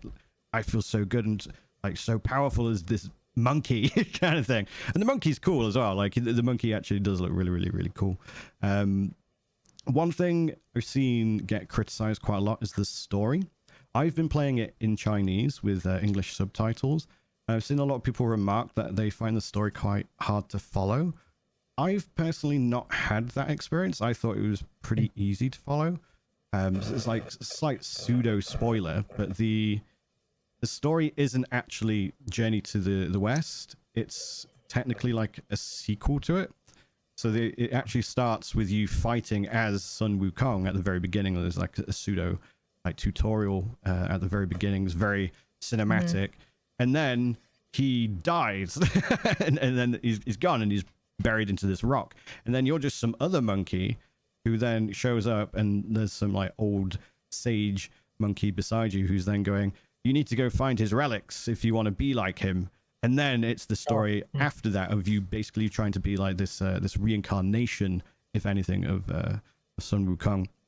But going back to the combat, there's surprisingly a lot to it. There's the stance switching, which I don't actually use quite a lot. I probably should, just to be a bit more stylish and whatnot with it. But it's just so satisfying when you do pull off a move, when you do learn a boss. You just feel this immense sense of power and achievement when doing something as simple as just pulling off a good combo and then whipping out like this really big hard-hitting attack that can stagger the boss and things like that. You've got spells, you can mix and match the spells somewhat. So you got your 4 slots for the spells, and then you can go, in this slot I've got a choice of maybe 3 or 4, and I can pick which one I prefer. So there's a lot of like somewhat build variety to it as well. You can somewhat build craft. The fights are very spectacular as well. There's a lot of spectacle to it. They're all relatively hard, but some bosses I would one shot and be like, okay, on to the next one. Other bosses, there was one boss called the Yellow Wind Sage. Oh, that boy made me so angry. so angry. And it was quite funny. I must have had about 25 attempts on him towards the end of one stream. And then the following stream, I was like, okay, we're going back to the Yellow Wind Sage. I'm going to kick his ass. I'm going to have to warm up, get into it, and, probably spend a good, like, hour on him, and then we're going to progress. and then I one-shot him, and I was like, well, that's just the way it goes, isn't it? Kind of thing. You have a break for a day, and then suddenly he becomes the easiest thing on the planet.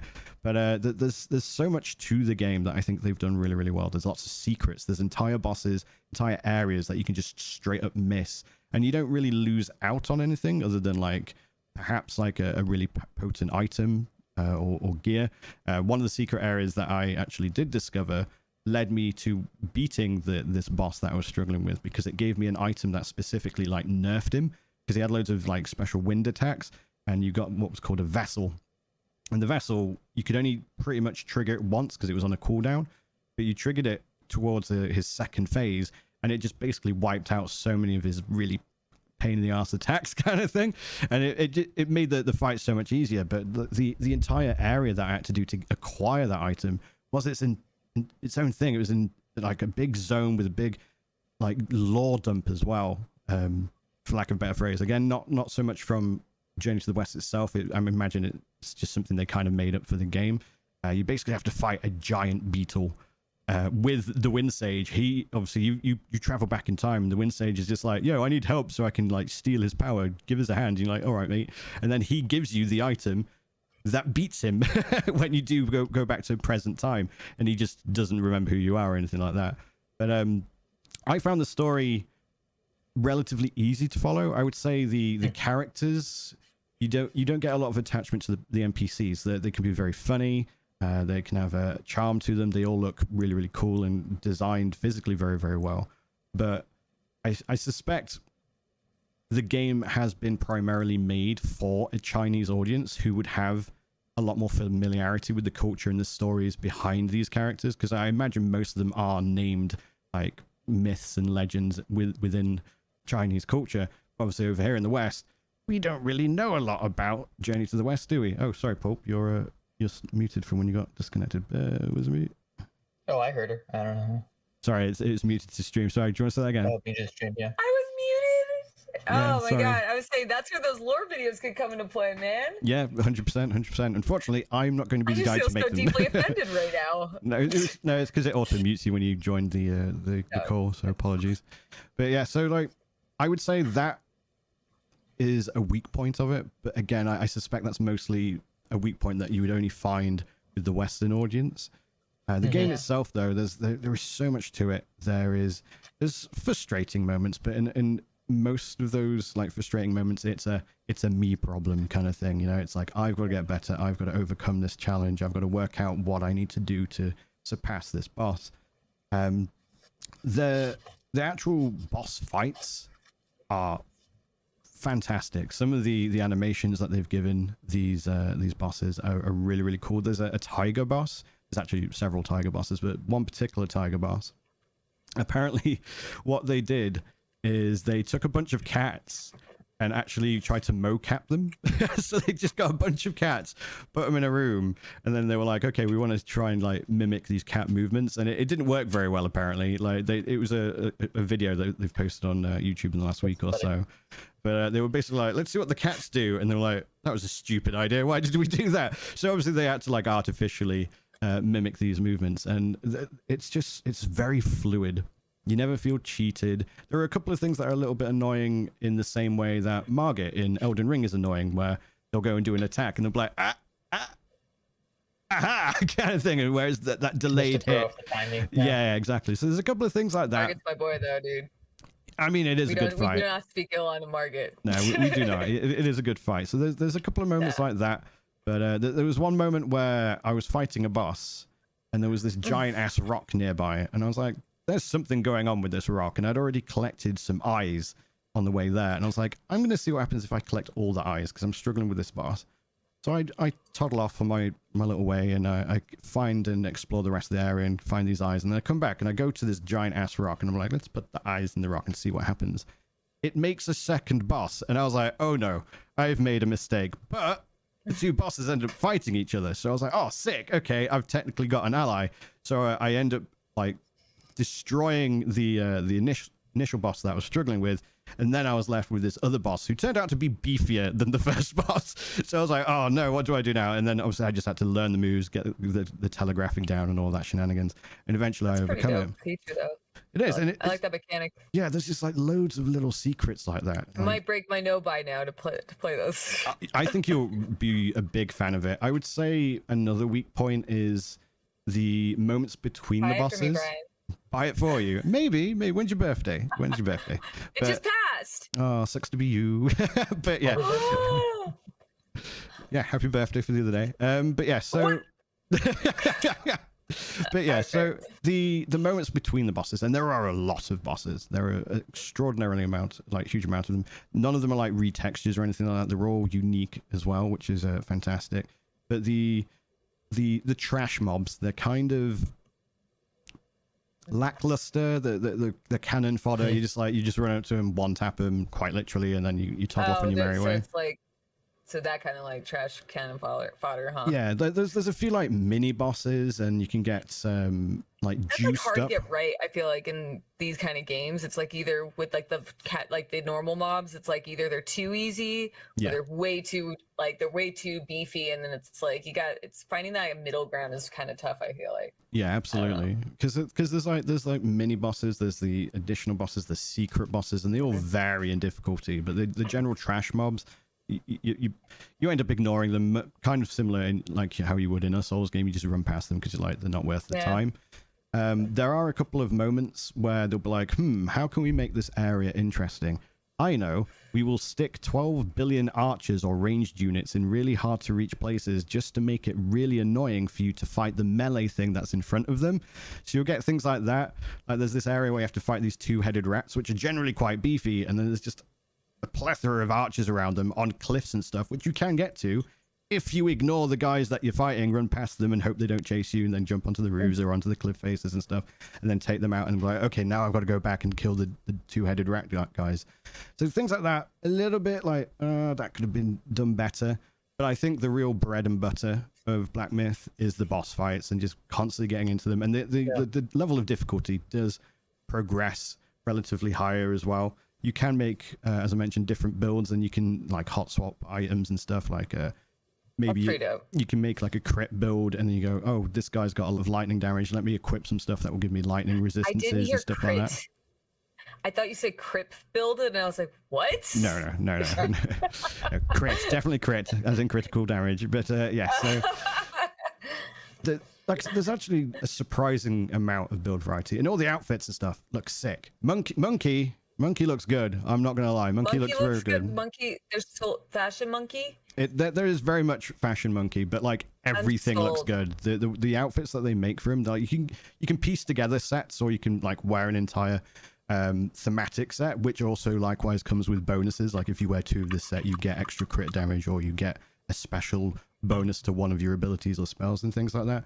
But overall, I've yet to finish it, but it's become a game where I'm just like, okay, I'm going to sink an hour or 2 in it, blast through a few bosses, take in this world, admire its beauty, put it down, and then go play another game, or go, make a cup of tea and just chill out and watch some anime or something like that. But I personally would recommend it. Very good, like, game for your money. Like, I think it's 40 quid here in the UK, so probably about 50 bucks in the US, something like that.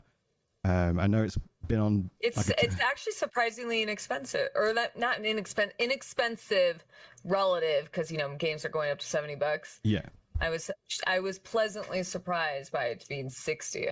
Yeah, so despite it being of like AAA quality, I think they've maybe sold it on the lower end, probably because again it's them going, oh, we're in China, so our Chinese market are going to be all over it, which the Chinese market were. I think out of the it's definitely double digits in the millions, but I think about 80% of that is literally China. Like quite literally 80% of the sales has been China. So they probably load it a little bit in the West just to make it a bit more appetizing for this audience. But I personally highly recommend it, especially if you're into your God of War style combat and things like that. So what really got me is the fashion monkey. Fashion monkey. Honestly, like every outfit looks good. Like we probably all. I love me some fashion souls. We probably all follow at least one person on Twitter who colloquially is known as a monster fucker, and yeah, I imagine there's a lot of people who look at Song Wukong and they're like, hey, oh, what music are you into? Kind of thing. You know, Trying to come back to my hotel. Kind of thing, like the monkey looks good. That's what I would have thought. He's got good drip. Like the gear that he wears, all of it looks fantastic. Lots of detail in absolutely everything, like visually. So highly recommend. That monkey looks sensational. He does. Honestly, just to clarify, not a monster fucker. But I know there's going to be people who are going to tweet and be like, "I want the monkey." So like aggressive with it, which I would have been like straight in, yeah. Well, you may as well. Straight in. My God. We do not mince words on this show. We do not mince words. But it's a monkey. Wouldn't it be a furry? I mean, technically, yes. There's that as well. Is it anthropomorphic? Well, no, it's monkey because monkeys are like very human-like. Either way, people want to. People want to fuck the monkey Pulp. I'm getting into the specifics now, Brian. Well, I can't give you those specifics. You're going to have to play the game and decide for yourself. Speaking of deciding for yourself, what game have you been playing recently, Paul? I just played and beat the casting of Frank Stone. Because I will say, supermassive games are very, like, they're a big, like, guilty pleasure of mine. Like, I legitimately enjoy those choose your adventure horror games. And I will say, I have to be very, very transparent about this. I'm not super big into the Dead by Daylight universe. Like, I don't play, like, I've already stated, like, I'm not very much of a competitive gamer. Right. But I do play private games, like, within my own community. Mm-hmm. So I'm not as exposed. So a lot of, like, I feel like a lot of Easter eggs, a lot of things that are exclusive to, like, that are made for, like, the Dead by Daylight fan base probably went over my head. Right. And I did play I played it with my husband at the same time, who very much has a different in his goal in these games is not the same as mine. Like, I have self-preservation. I want to save everybody. Right. But I did get 2 people killed. So just to clarify, is it another asymmetrical PvP game, or what type of game actually is it? I assumed it was the supermassive choose your own adventure horror games. Like, it's over the shoulder, very investigative. Right. Active time events, but they changed the active time events to relate back to Dead by Daylight. So they had, like, the generators in there. Right. So if you're a big fan of them, like, it's a whole backstory, absolutely a big backstory for their next killer. Right. And Frankie Stoney, he seemed fine. He seemed very fine. I was more distracted by, like, I have played a game with these games where, like, because they're so character based. And one of the characters looked alarmingly like a very, like, butchered Steve Guttenberg, and he was terrible because he had a man bun and wore salmon pants. I was not a fan of him, but I would just, like, I would zero in on some of these big, like, the characters' body language and, like, the way they talked, and it's just, like, it's so this one was so much more cartoony. Right. But what I did notice from this game is I'm not going to spoil anything about the story. I don't want to do that because I don't know who's interested in it, and the game is just so freshly new. Mm-hmm. It is short, but they do offer like the other games do, where you can go back chapter selection, but they set it up like a timeline, so you can actually see what choices, like, will branch off into what when you go back, which is great. But one thing I did notice, and I don't know if it worked to the detriment of, like, because it's a horror game, so you're playing these games to get scared. And one of the most common complaints, and I've even had about Supermassive, is they rely very, very heavily on jump scares. Right. Like, if you played Until Dawn, Man of Medan was notorious for it. Like, just all these, these fake out jump scares, because the problem with them is they're disarming. Like, when something pops out and it's not actually, like, it's not a threat, you'll be like, oh, and then you start laughing, and then it takes away a lot of the tension in the game. Right. In this one, I don't remember being jump scared at all. Right. And I don't know if it worked to its detriment, because in a lot of ways it was a bit of a slow build to where, like, the actual tension was going to show up, but the tension wasn't really as present as it was before. Right. And so if I'm being honest, and maybe I've been playing too many horror games, I didn't actually feel like I got scared this time around. Right. But it was cool. It was, I played it on PS5, so I don't know how it performs on PC.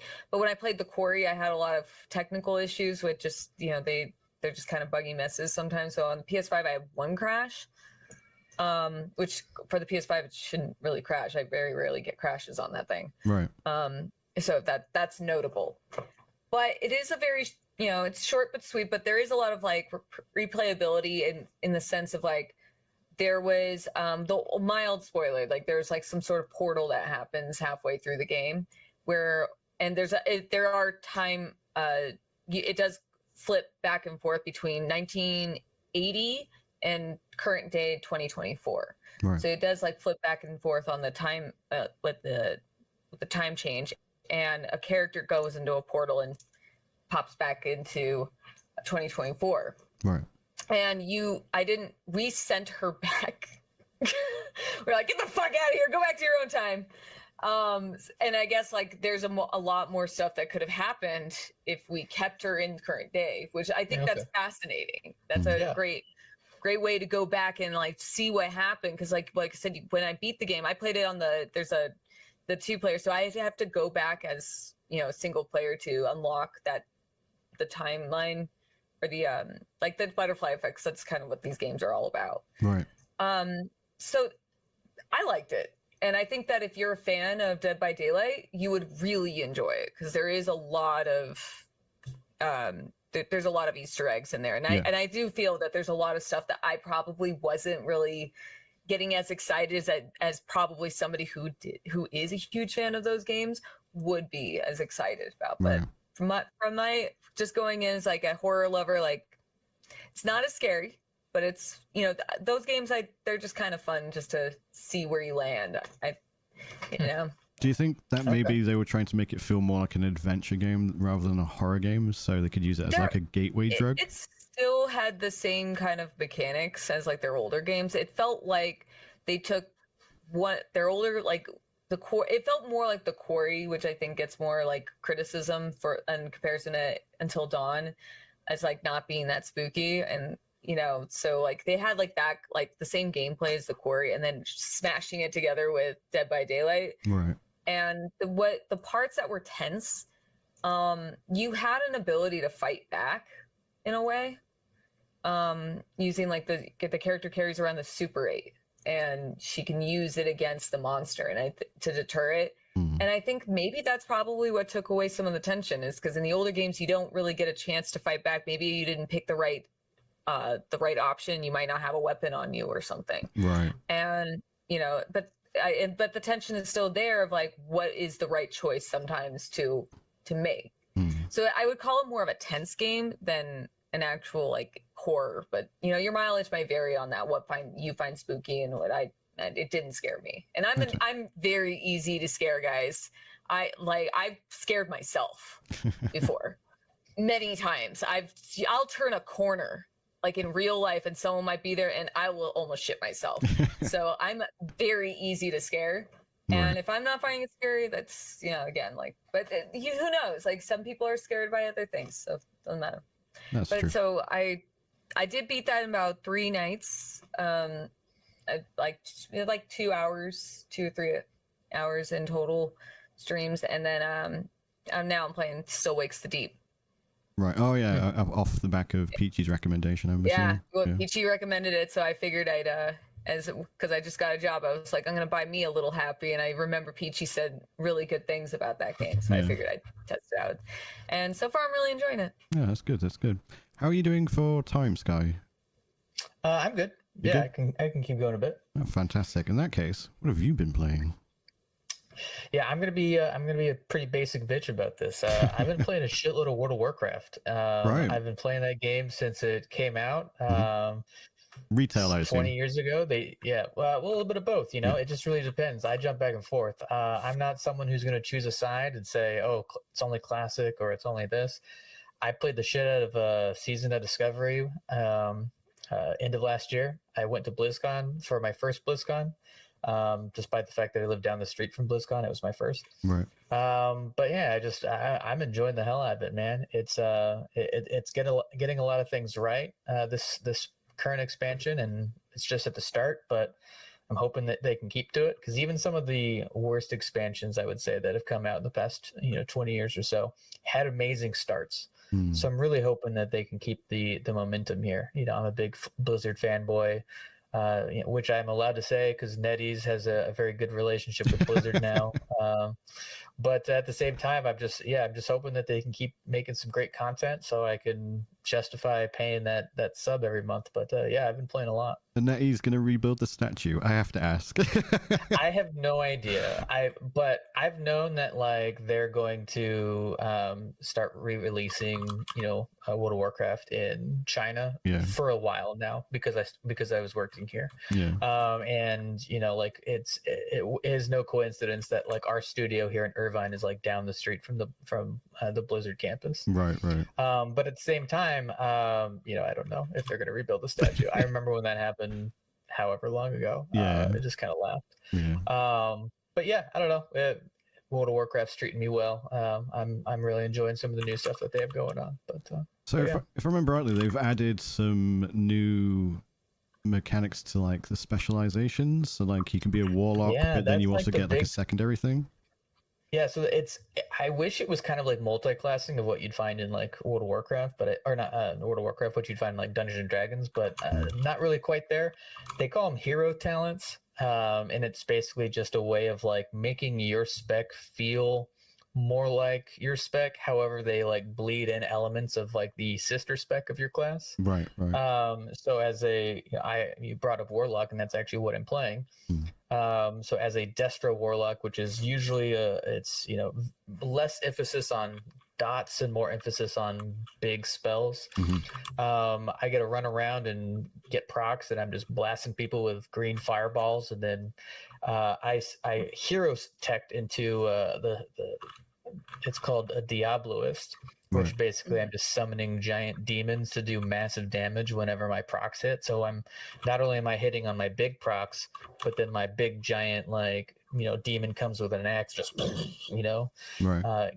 gets them good. So it just feels really really fun. But yeah, they've added an extra layer of like complexity to it. I wish they would have gone a little bit further into it, because there's 10 extra levels, and every level you get another point to put into the hero spec tree. Very traditional MMO experience there. However, there's only 10 places to put your items. There's no real choice. Like your choice is A or B, really. Instead of like, okay, well, do I want A, B, or do I want BA, or do I want BC? Instead of adding a little bit more complexity there, it's just really like, do you want to be a Hellcaller, or do you want to be a Diabloist? It's like, well, I went this one, and it's fun, but I wish there was a little bit more complexity there, because there's really not. Sometimes they'll, a spec point will be able to, have a choice of one of the two, and they do a lot of the similar things, but you can really tell one's more for PvP or one's more for PvE. Yeah, I'm getting really Diablo 4 flashbacks.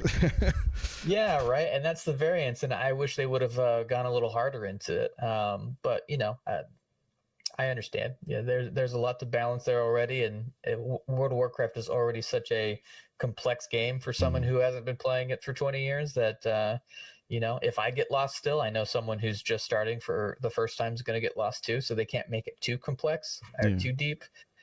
Because then I feel like at that point we might as well get the Path of Exile talent webs that last, 3 miles. Yeah.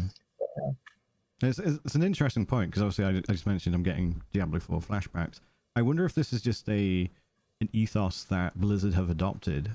So the community have asked the D4 devs to expand on the Diablo 4 skill tree for quite some time, because it's very similar to what you describe, where you pick a skill, then there's immediately a passive afterwards to enhance it, which obviously isn't a choice, it's just an additional point you have to spend. And then you get a choice between one of 2 passives. And more often than not, the choice is somewhat already been made for you based on what kind of build you want to do. Like, oh, I've picked this skill and I'm going into crit, so I'm going to pick the crit node. oh, I'm going into dots, so I'm going to pick the dot node kind of thing. So it's this illusion of choice, and then that's as far as the skills go. It's just those two options.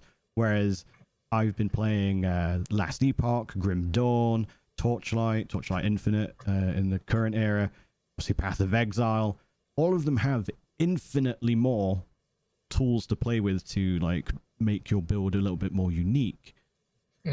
So when we asked the D4 devs, we were like, why is it so shallow? Why is there so little depth to it? And they said in testing, they had a handful of users or players who would dump all of their points into like this initial node where it was all the basic skills. And they were like, oh, so, you know, it was a bit too complex for them. And I was just like, okay, but you haven't solved that problem. You just made it really shallow because it's still the same layout.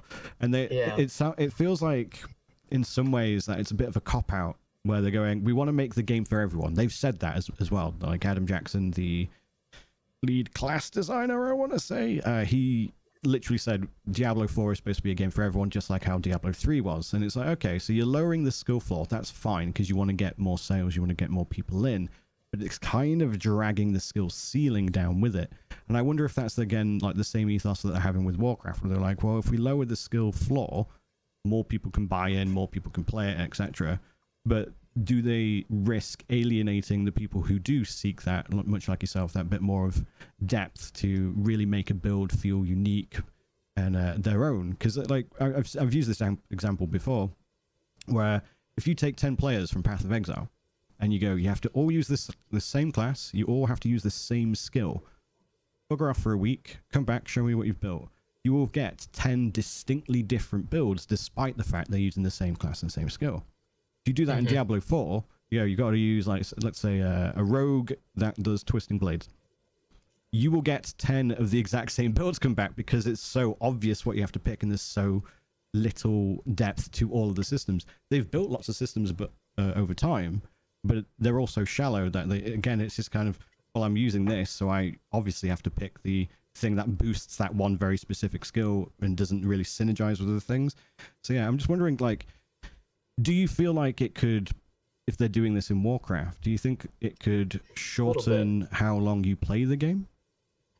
I'm not sure about that. I mean, one thing that they've really done to answer that specific question, they've made this expansion incredibly alt friendly for the people who do enjoy making alts. So for example of this is once you hit a max level character, your next or whatever other character you're on gets 5% more experience. Right. Then 10, then 15. I don't know what it maxes out on. I'm at 10 right now because I have 2 max level characters. However, I could make a new character and get 10% more experience now on any character.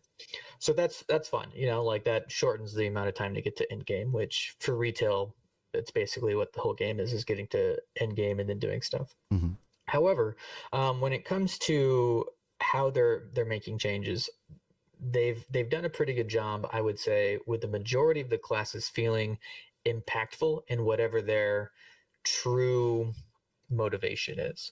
So, you know, for Destro, it's always been about big spell crits and instant casts, you know, hitting those procs, right? Less on dots and you know, that. And so to make that better, they're like, okay, well, you can either go Hellcaller, which is even more, you know, big spell crits, or you can go Diabolus, where you like, you don't worry about summoning all the small demons like a Demonology Warlock does. However, you summon the big ones, the big baddies, the guy with the giant, you know, axe, a pit lord, you know, all these giant ones, and they do big damage, and it feels really responsive. And so even though there's slight changes made from, let's say, last expansion, this expansion in terms of how it plays, it feels different because of all this visual feedback that you're getting.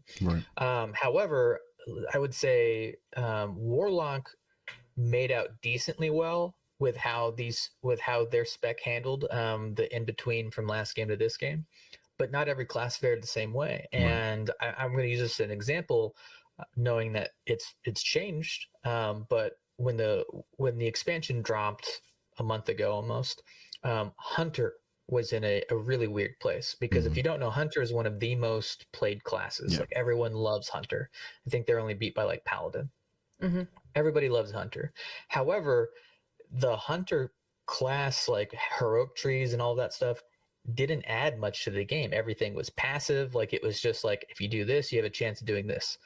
There was no feeling different, as well as the visual feedback that you were getting from the actual playstyle wasn't there either.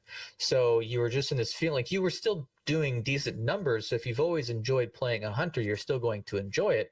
However, you're going to look at everybody else, Squidward meme looking at SpongeBob and Patrick through the window. You're going to feel like you got left out, because everybody else is doing fantastic things. I'm summoning giant demons. We got, these people doing this stuff. And you're just like, I'm doing the same thing. I got a pet, like the Beast Mastery pet can get, or Beast Mastery Hunter can get a pack leader as one of their heroic talents that they go into. And it's like, hey, when you summon beasts, you can summon more beasts. And that's it. And it's like, well, eventually I'm just going to have like a zoo following me, which is kind of cool, but there's no real other flavor to it. Nothing else is happening. And so they saw that was kind of a limitation. And even though it was a little late, I would say the real game hasn't started yet, because on Tuesdays when they unlock the raid, and that's when all of the seasons start in World of Warcraft, right? Well, just yesterday they announced, or they put out a whole new changes of Hunter. One of them's called the Dark Ranger build, or heroic talent trees, which is supposed to be based off of Sylvanas, like the main baddie / undead general or queen for forever.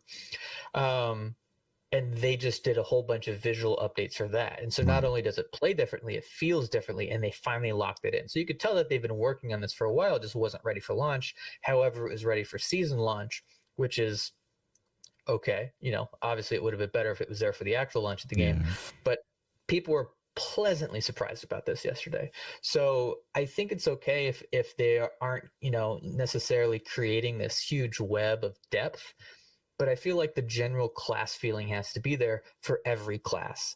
And this is something that they're constantly trying to get to. And I think so far from the, I would say from the end of Dragonflight, which was the last expansion, to the current expansion, they've been very good at delivering balancing and changes and making them feel like, I feel like they redid almost every class in a very strong way, which is a huge amount of work. So I understand that with all that scope, they were only able to give you 10 points to put in for this heroic skill, right?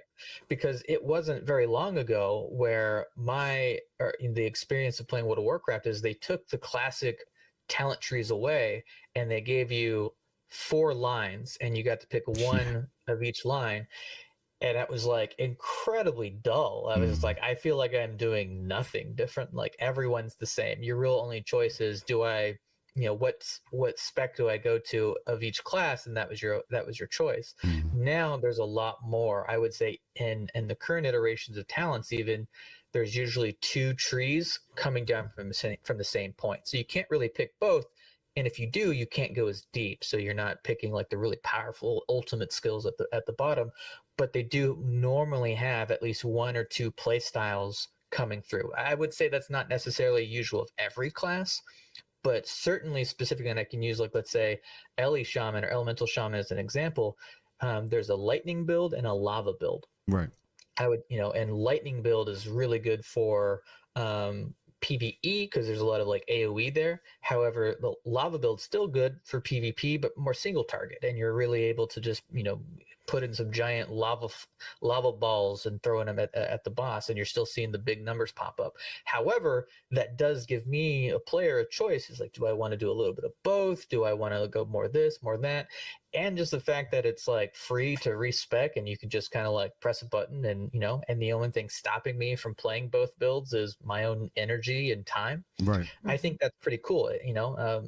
I love Classic for what it is, and I never would want Classic to go too retail. However, now since we've kind of like crossed that bridge and marched past it by, 8 miles, let's embrace it and let's make sure we're respecting players' time. Let's make sure we're giving people the option to just try shit out, because people will get bored and not everybody wants to roll an alt. So giving them the opportunity to try something different on their own character that they've invested so much time into really feels like a part of them. Might as well give them a whole other playing experience in that same field and let them try it out.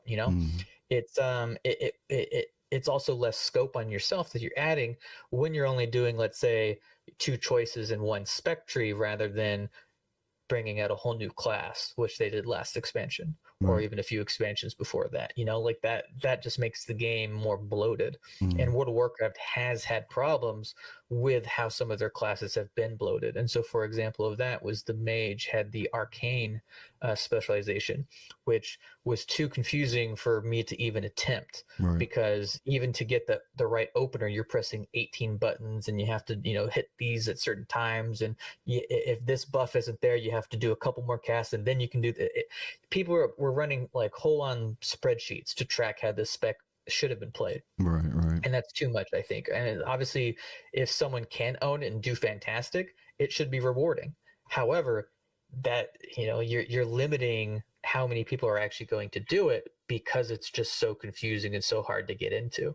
So I do think those are appropriate terms of the skill floor and the skill ceiling, but you want to make sure that they're, you know, they're balanced in a way that someone can approach it. Yeah. And have that approachability is really important for an MMO, because if it's not approachable, people are going to go play other games. And I think we've seen that with a lot of, you know, the rise of like League of Legends, and then the fall and the rise of Fortnite and all these games where it is based off of, you know, I'm playing this game 20, 30, 40 minutes at a time, and then I can stop, you know, like Right. I've done what I did. I finished my drop, and now I can either drop again, or, you know, that's it. And it's because the game is more approachable. You know exactly what's happening. There's less investment that's needed, and not everybody is there able to put in all of that time and investment. So I do like seeing World of Warcraft's direction, where they've made it more approachable, where they've made it in a way where either a casual Andy or a dad like myself who has 2 kids, you know, just put them to bed because they finally went to bed before 9 p.m. So I got 3 hours really where I can like put a decent amount of time into a game, however, but still waking up mostly tired in the morning, you know, Right. like there's always that cost. Yeah. And I think they're driving the cost down for people like me to play World of Warcraft, which I enjoy. I imagine one of the reasons for that is that they're literally targeting you as a demographic, because obviously, I suppose if you asked a Zoomer or a Gen Alpha, you'd be like, yo, have you heard of Warcraft? You'd be like, you what? A Warwolf I have now? begged my nephew to play with me because he's super into games. He wants to make games, like he's, you know, but World of Warcraft, that's that old game, right? And like, listen, Oh no. Yeah. you know, he was born in 2010. Like, he's super into certain games, and like you know, he still plays some of the older games, which I'm like fine with. Like, we'll play Minecraft together and stuff like that. Because yeah, I've been playing that game since like 08 or whatever. But you know, he plays Roblox, and I hate Roblox. I just can't get into it at all. It just looks so weird to me. Yeah. But he wants to show me this roller coaster he built, and how it's exciting that he can be on the roller coaster and watch it go around. And I'm like, That's cute. all right, man. Yeah, you know, he enjoys It's very it. cute. It's cool to be the gaming uncle, you know, like I like that. You know, my daughter loves World of Warcraft. She has her own character. Basically all she does is ride around on the mounts that I buy for her, and and she plays dress up with her character. Zero combat, you know, but that's fine, you know, because, you know, she's 5. But she, you know, World of Warcraft is at least a household name, in, you know, in mine, you know. So you know, I try and do my best to embrace the younger generations in the games of old, but so far my nephew's not really as easy to influence as my daughter is. You know, she has her own D&D dice and her own D&D minis, you know, that she tries to play with. We just play in a different way. You're gonna have to speak to some influencer friends, some Warcraft influencers, and be like, right, okay, my nephew influence. yeah Hop to it, kind target of thing. him. Just Yeah. next time, just be like, hey, you should play this. This is from your uncle. Yeah. 100%. Speaking to the whole, like, again, making it more accessible for, you know, people who are living their lives, dads, etc. I believe I haven't played it since, what was this? Legion. I came back to Legion. Yeah, I was a BC baby. Stopped playing after Wrath of the Lich King, because I got into World of Warcraft because I was into Warcraft 3, so I just wanted to see the end of that storyline, kind of thing. Yeah. And then Powerful. Legion came along and they were like, yo, I'm back. And I'm like, oh, you bastards, kind of thing. So I played it for a little bit, and then I disappeared again afterwards. But from what I've been seeing, I believe they've made it a lot more approachable for solo players. Like, you can do dungeons solo now, I believe, and then Bronzebeard hangs out with you or something and helps you along. Yeah, so a little bit of naming correction. You can do dungeons by yourself, but they're called follower dungeons, and it's Right. basically you with like four other like NPCs, and they're like one's a hunter, one's a shaman, and they'll just tank for you, and you just go through. You can either lead it yourself, and you're actually like making the pace of the dungeon, or you can have them do it for you and just follow along. So that's great because sometimes there's like there's quests or weeklies where you have to do a certain dungeon, Yeah. and sometimes queues for that take forever. So you can just do the follower dungeon, even though you're not getting the gear for it. It still satisfies that quest, Right. and then you can go and you turn that in. So if you're not playing with your friends, because for me, I'm able to play during the day, like during breaks and stuff, because I work in this office. However, all my buddies have real jobs, and so they're at offices and can't play till the night. Yeah. I have kids and they usually don't, so it's just hard for us to like find time to play. So a follower dungeon is always good for me to just have that option to like do the quest that I need to do. It's not going to get me any like crazy gear, at least at the point where I am now, but it's it gets me the points that I need to do what I need to do. But then they also have something called delves that they introduced this last expansion, which I'm actually kind of enjoying. They have it in tiers of difficulty, tier 1 through I think 9. And as of right now, since the game hasn't fully released yet, there's only 3 tiers available. And I've unfortunately outpaced the gear I can get at a tier 3. But starting Tuesday, they're going to open up the other tiers where I can actually start grinding it up. But yeah, those are fun. Not all of them are fun. Some of them are pretty annoying. They have mechanics that make you like have to like, it's almost like a timer, because like you can't, one of them you have to hold a candle in a dark dungeon basically, and the candle runs out the more you move. So you have to like choose where you go and your pathing, and I don't like it. Just let me go explore the dungeon. Like I don't know. I just don't like that extra thing. Like just let me go kill stuff. But for the most part, they're pretty good, and the survival is the most important thing, because as long as you beat the boss and not die, you have the best chance of getting whatever gear you're supposed to be getting. Right. So they have that, and it's fun. It's a cool experience. I haven't tried it with multiple people yet. I think you can. I think it's like 1 to 4 players, but you can do it by yourself. And I haven't tried it yet. I want to, but we'll see once the season officially starts on Tuesday. That's good. Sounds like Warcraft's on the up and up, because obviously Shadowlands was not a very well received expansion. Dragonflight kind of brought it back. That's what's so funny about it. Yeah, is when I mentioned like sometimes even the worst expansions have the best opening, I fucking loved the first patch of Shadowlands. The bad guy was fantastic. He was super awesomely voiced. Like the whole thing was awesome, and they just like fucking died in the second patch. Like when they try and go to the new area and you've already defeated the first raid boss. I played the absolute shit out of the start of Shadowlands. I had fun in PvP. I had fun in the raids. The dungeons were fun. Like I was playing 3 or 4 classes to the max and like got them all maxed out. And then the second patch went around. I was like, I literally hate this. It is so boring. I think it was called like Coria or something like that. I fucking hated it, and it just fell off such a cliff. And I think that's when people really started hating it, and it just never recovered. And instead of like making that expansion land, they just went, we'll just work on the next one. And that's what it seems to me that's what they did, because right, because that seems what happened when Dragonflight came out, where I wasn't a big fan of the tone of Dragonflight, the theme, like of all the characters. Like they brought the dragons back, cool. The big thing was dragon riding, which was a cool thing that they added to the game. But everything else was like, this is just how it should be, and like it was a good path to like, okay, this is we're coming back, baby, right?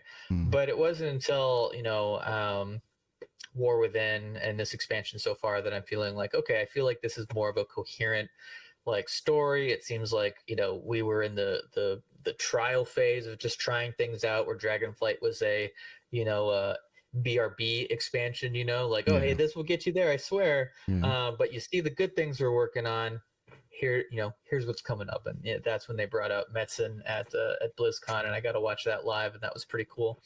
But yeah, we're seeing some good things there. I'm glad to hear it.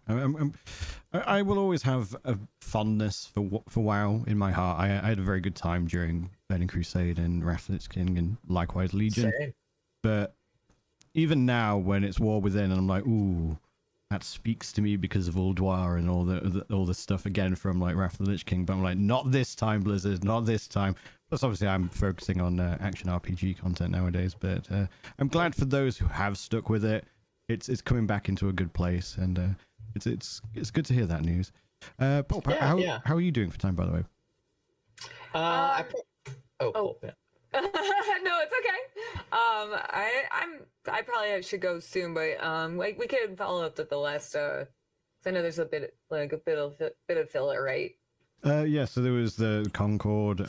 One of the subjects I actually can't be fucked to talk about. It's about a certain content creator who's decided to gaslight his community. So want to even touch that one. I do not care what he has to say. Yeah, so that's all. Sorry, you were going to say something, Sky, regarding time? Oh, I would say I probably have like another 30 minutes at the most, but I'm kind of winding down on time too. Yeah, no worries. In that case, let's blast through some of these subjects. So Concord, everyone. Oh my god. Oh, so, Concord. Yeah, when you asked me to be on the podcast earlier this week, and then Concord kind of did its thing the next day, I knew this topic was going to be coming up, and so I had to look into it a little bit. But my opinion here, and this kind of goes back to one of the conversations we had at the beginning, where it's like marketing is not always working with development, and sometimes that's by design. And so I won't say who, but there's been companies that I've worked for in the past where just due to contracts or outside things that the devs aren't privy to, the marketing or the higher ups in that company have just deemed that this game doesn't deserve a chance, and they're not even going to give it to it. And that's what it felt like with Concord, based on the fact that there was zero marketing for it. Yeah, I don't know anything about Concord besides that it's dead now. I had not heard about this game until people started complaining about the diversity in it, and I was like, I don't know, it just seems dumb. Like, what game is this? It's if I don't recognize the name of a game, it's usually not something I need to the focus news on. Of it being killed off is what got my attention. Was I don't know any, because you're right, there was no marketing. This reminds me of Redfall all over again. It's and I think that's an apt examples, because people knew Redfall was not gonna make waves. No. And you probably but just to cut you off just briefly, when we were talking about Redfall before, I shared this anecdote that I used to work in translation as project manager, and my company used to do transcription work for Blizzard. We worked at BlizzCon. We worked on Square Enix, and I did the transcription for the announcement trailer for Redfall, and I didn't see any of the footage. I was listening to the audio, so that's how I would do it. And I'm sitting there listening. I'm like, the fuck is this supposed to be Dead by Daylight? What the or not Dead by the Left 4 Dead? With vampires? I'm so confused. And then I went out of my way afterwards, when I knew because I heard the audio before the trailer got revealed. And I checked the trailer after it was revealed. I was like, oh my god. That's what I was transcribing. Oh my. Oh my god, it's worse than I thought. Yeah.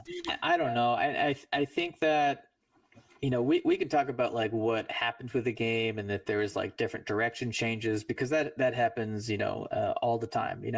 We've seen it for games even that I've worked with, this New World, where there was very public direction changes than the alpha and the betas, and then even to launch, where they were completely different in almost every way. I've heard New World's a lot more different now. I played it on release with my husband. Everybody played it on release. It's huge. Because I worked on the marketing team, for that game, and the one thing that we did really well was make people play the game at the start of the game, right? Every single time there was a drop, with it, we and definitely people who are still working there, shout outs to Greg and Tom, my boys, they could make anybody on Twitch play that game. And they did. And every single time there was an expansion or a new content drop, man, they could turn it around on a dime and do some fantastic things. They made magic.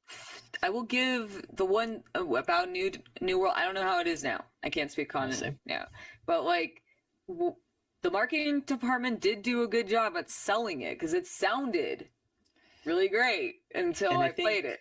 And I think that's what is the major difference between, you know, CONCORD and something like New World, where, you know, despite all of its direction changes, like leadership and the devs were on the same page of like they had its support. Like they knew that they wanted that game to succeed, and that's why you did see so much marketing for it. However, for CONCORD, they didn't have that, and it's very clearly obvious to me where I think that maybe leadership, you know, and when I say leadership, I mean I don't mean at the studio level. I mean above them, the people like, you know, at the publisher level. They probably knew that that game was going to just be god awful, but for whatever reason, they kept it going. You know, finished out everybody's, you know, contracts and finished out the game, just so it's like, you know, marked off, and then they just purposely, you know, flubbed every marketing thing that they did where there was very little, because we see this in Hollywood too all the time. You know, Pulp, I know you're from the LA area, so you're probably familiar, is that if they know a movie is just not going to do very well, they don't want to lose more money on it by spending more in marketing. And I think that's what they did with they'll just let it die. They'll say to the devs and to the actual studio, it's like, oh no, full support. We love it. Yeah, this is going places. And then there won't be an ad campaign. There won't be an influencer campaign. They'll just let it silently go into the night. And I think that's what happened with CONCORD, except it wasn't so silent. I think that just there was some bad happenstance when it comes to player outreach and just weird, you know, hate words, anti-woke, whatever we want to just, you know, call those people, where it just seemed like, you know, there was just a lot of hate for this game when it didn't need it, because it wasn't going to do anything anyway. Like it just seemed like the game was always just set to just be in the red, and we were going to forget about it. It kind of sounds like they wanted it to fail at that point, because like I said, the only news I heard of this game was it being killed, and it's like that did so. Like because I remember like it was because my husband was the one who told me about it. He was like, about CONCORD. I'm like, I don't know what the hell is that. And I follow he's a very well-known journalist like Jason Schreier, and like he even says like it wasn't DEI that killed this game. It was the fact that this game was going into a incredibly impacted market, just so busy, competing with almost nothing that made it special. And just tried to, you know, make people want to play this game for no reason. You know, like if we talk about any game that's coming out, or you know, or just came out, you're constantly talking about the features, the gameplay, like what makes this game stand out. Why would you want to play this? You know, they didn't do that. They didn't talk about it at all. Like, and that's why I think like it was really like just didn't want to succeed. Use the word gaslight. Yeah, I think that my guess, I don't have inside knowledge at all, but I would assume that, you know, Sony or whoever told this studio that they had their full support and they believed in the game because it was this and that, like their mission. But then just when it came to the checkbook, just closed it and let it sink, because it just it didn't seem like there was any reason that this game needed to be succeed. Now it was probably doomed from the start, and that was the reason why they didn't believe in it, which seems to be the case after looking at it a little bit more. But yeah, it definitely wasn't DEI. It was definitely just the fact that this just seemed like it was going to be kind of a shit game and didn't have anything to make it stand out over everything else that's currently going on in that genre. It's an interesting insight, because obviously Sony are coming off the back of Helldivers 2 being a live service game that's done phenomenally well. And we know that they've got like 12 projects that are all live services that they're currently working on internally.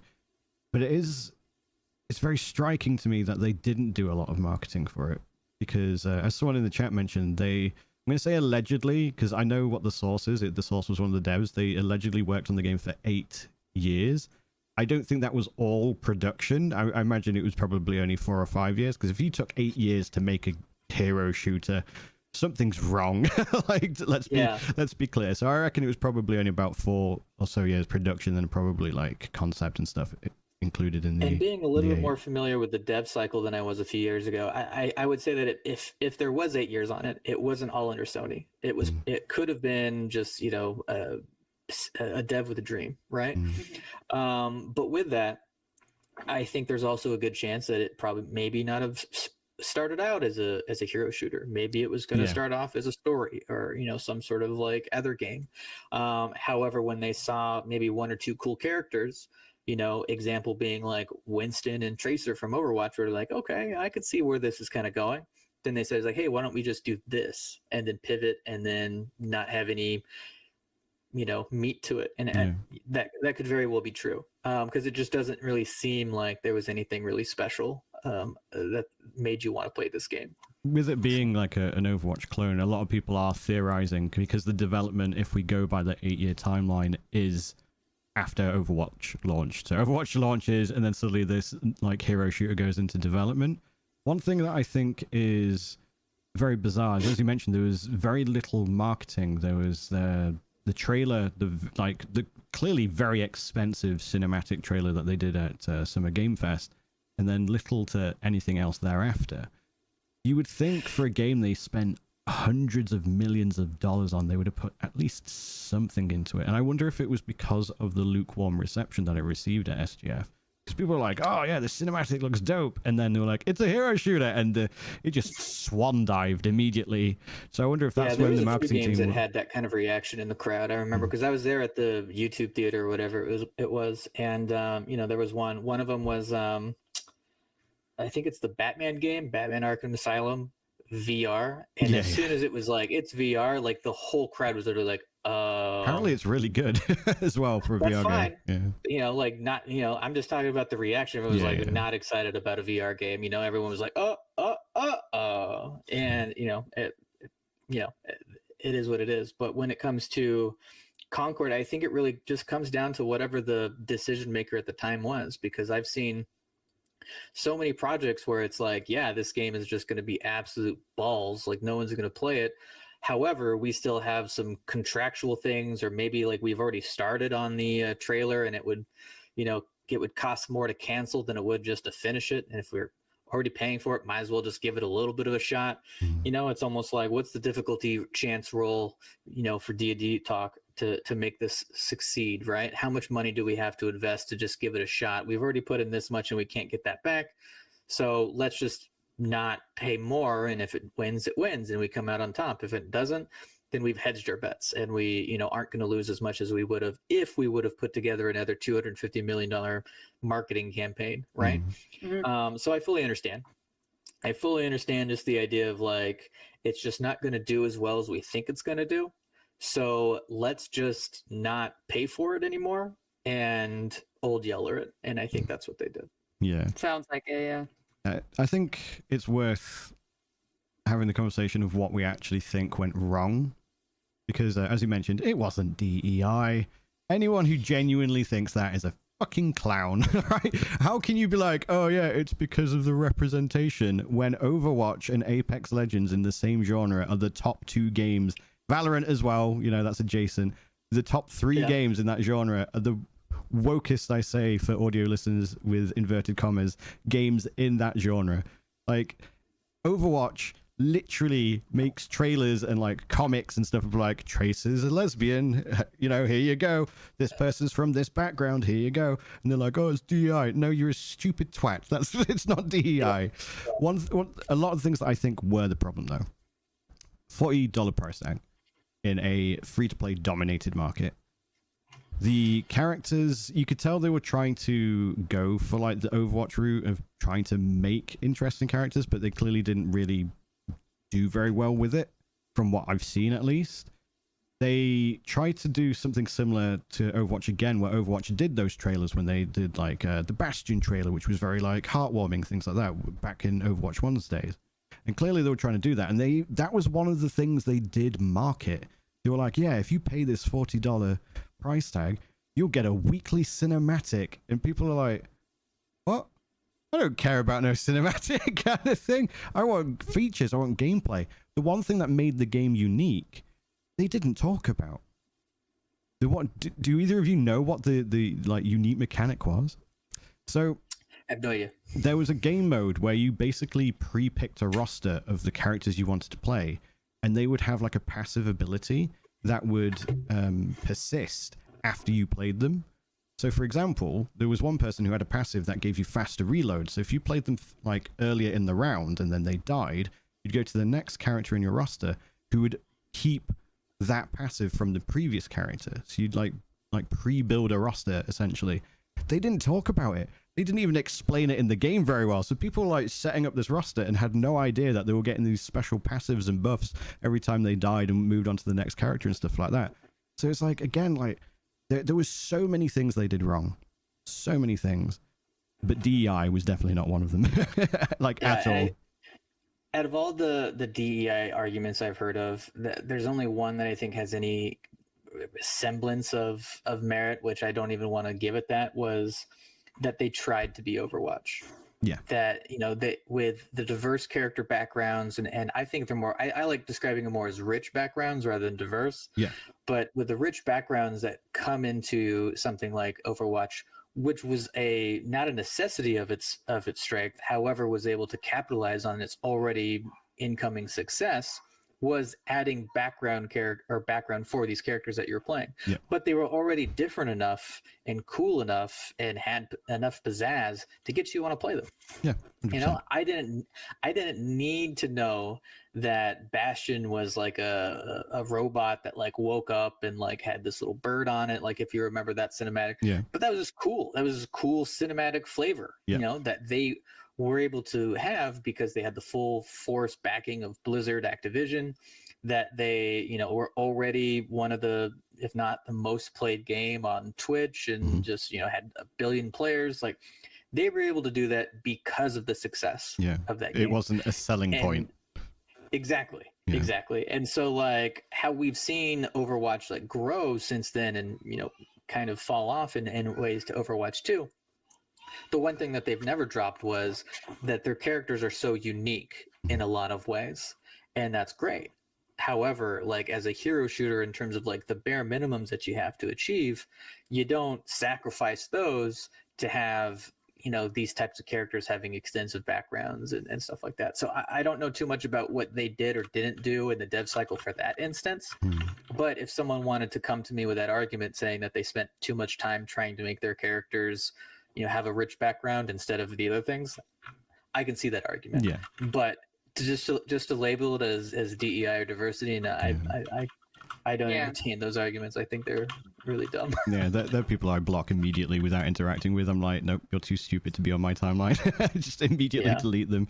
But obviously, I would argue another thing that's probably led to its downfall is that in, I don't know, is it about a month, Marvel Rivals comes out, which is obviously doing significantly better in the playtests compared to like the 2,000 people that Concord had.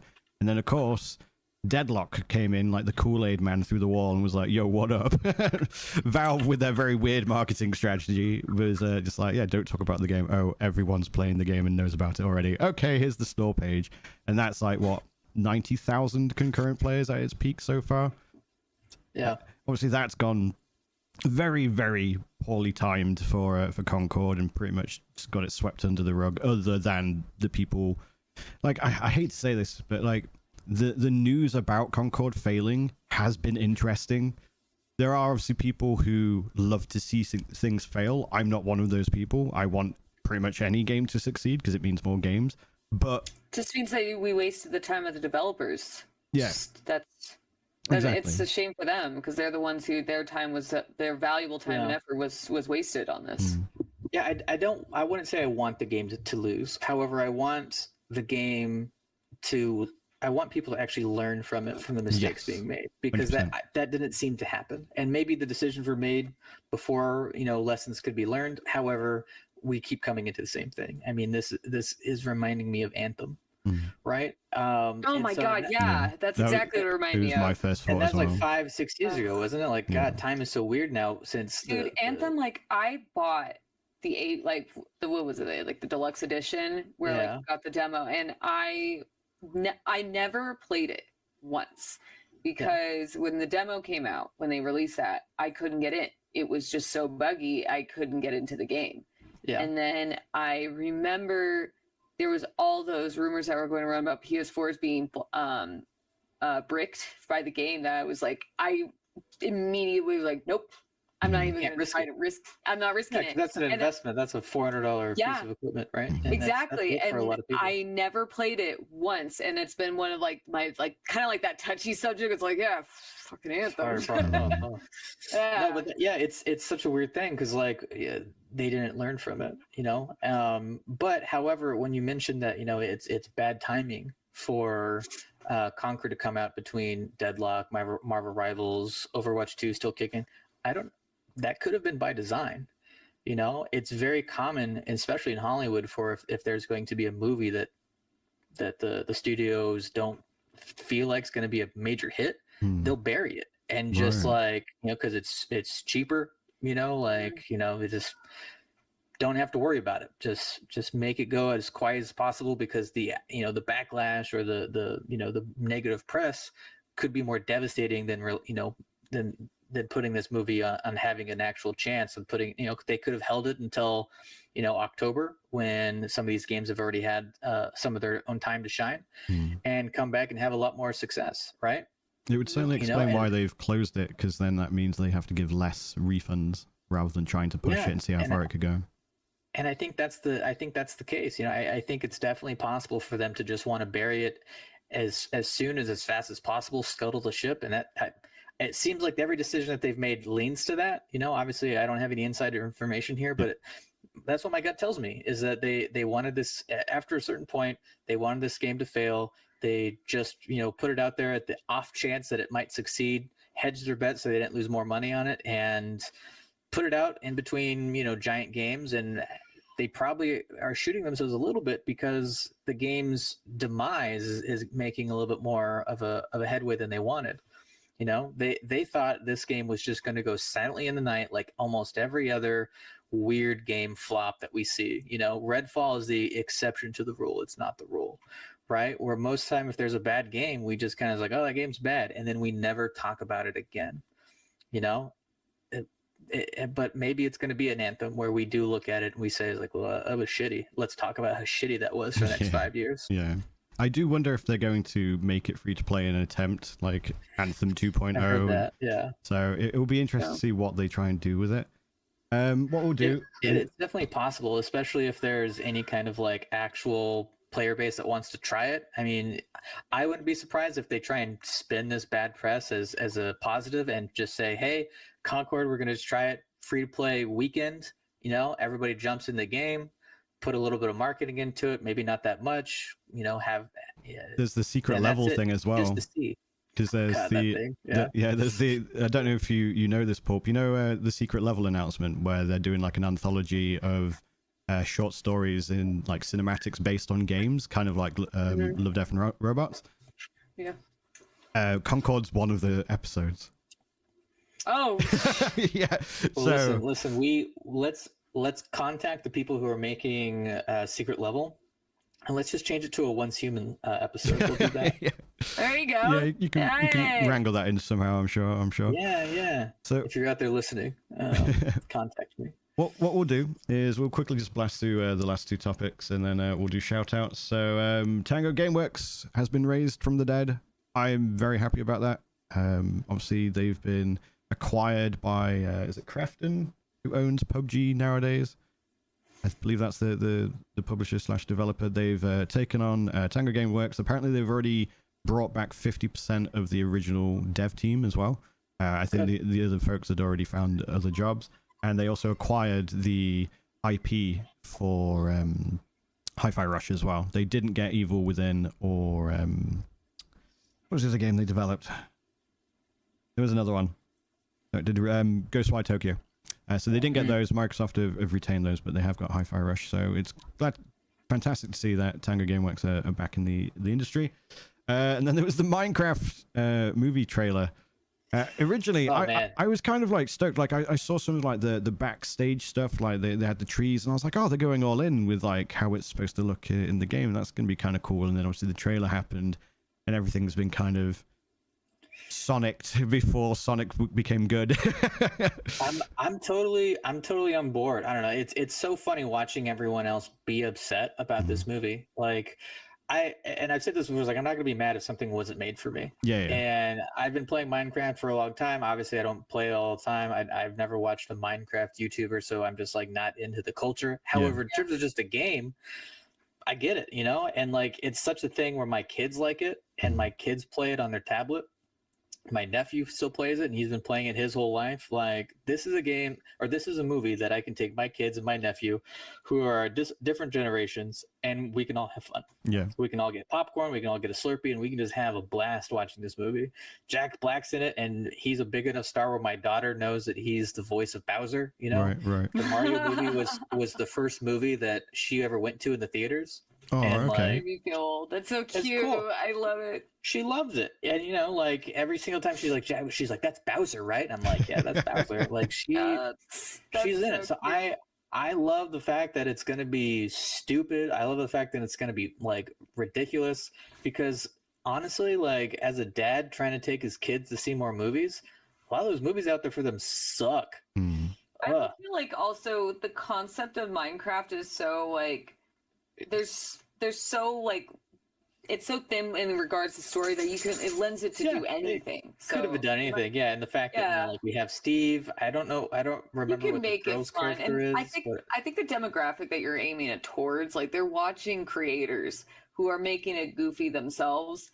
So you might as well just go ham, throw everything at the wall and see what sticks. Yeah, and the way how things are going, like you can't tell me that it's a. I wouldn't be shocked if PewDiePie was in this movie. Like that's the type of movie this is. So when people get mad at the casting, I'm just like, no, it seems fine. Like Jason Momoa looked hilarious. Yeah, true. I can't remember what her name is, but she was in Orange Is the New Black, and I loved her character. Like we have a fantastic cast for this, and we're just go enjoy the movie being dumb. Yeah. It does not need to be an Oscar-winning movie. Not every 100%. Movie has to win an Oscar. It could just be a popcorn movie. Absolutely. Yeah. Absolutely. Yeah, and like fan service the little kids and let them just have fun with it. And I'm about it because I had to sit through. Do you guys know who Ryan's World is? The YouTuber kid. Yeah. I'm familiar with. Does he do like toy reviews or something? Yeah. Well, he has his own movie now, his own anime movie, and I had to sit through it, and it was an hour and a half of what the fuck am I watching? But I took my daughter to it, and she loved it. Yeah. And I was on my phone the whole time because no one else was in the theater. So I would rather take my kids to see this Minecraft movie, however shitty it may be, because it's actually probably going to have some fun, funny moments for me. Yeah. And my daughter's going to love it. So I'm totally on board. I think there's just a bunch of people who want to hate, and fuck them. I don't care. This movie's going to be funny. I'm going to enjoy it. We'll move on. It's not going to be the Borderlands trash where it's made for a certain audience where they, fuck it up in such a monumental way. It's a movie for everyone. And just because it wasn't made as Minecrafty as it could be, whatever. Like I don't care. 100%. So. Hopefully, it's. I mean, like every game adaptation has its controversy. Literally every. I'm sure it's gonna be received pretty well. Yeah, to be honest. I think it'll do well with the younger market for sure. I'm gonna watch it. Pulp, are you gonna watch it? Just to see. I probably will. Yeah. Probably will. I mean, I have nephews myself, and one of them is like he's 11, so he's super into Minecraft right now, and we have another nephew who's I think he's 5 now. I'm not sure. It's on my brother. It's my brother-in-law's kid. Right, so so I haven't memorized the ages yet, but I know he's playing Minecraft now. So it's like it's such a it's so like there's so many it's gonna do great. I mean, I think we have to look at it as the demographic that they're trying to target are the ones who are actively into this kind of thing, and it's also the one that makes the you most want to money. have the humor broad or the concept broad enough that it's like a 5-year-old, just like an 11-year-old, and also maybe even older can enjoy. Yeah, I'm in the same boat. I think it's just going to be a fun movie to take my kids to. I'm not going to overthink it. If it happens to suck more than that, all right. What's the next movie? I mean, this is something different. I think in comparison, we were briefly touching on or talked about Borderlands movie, where it's that's for a demographic that's older. but this is like, you're given so much more freedom with Minecraft. Like there's not like you have Steve, like that's the only character I know. Yeah, But, I can't remember the girl variant of his name.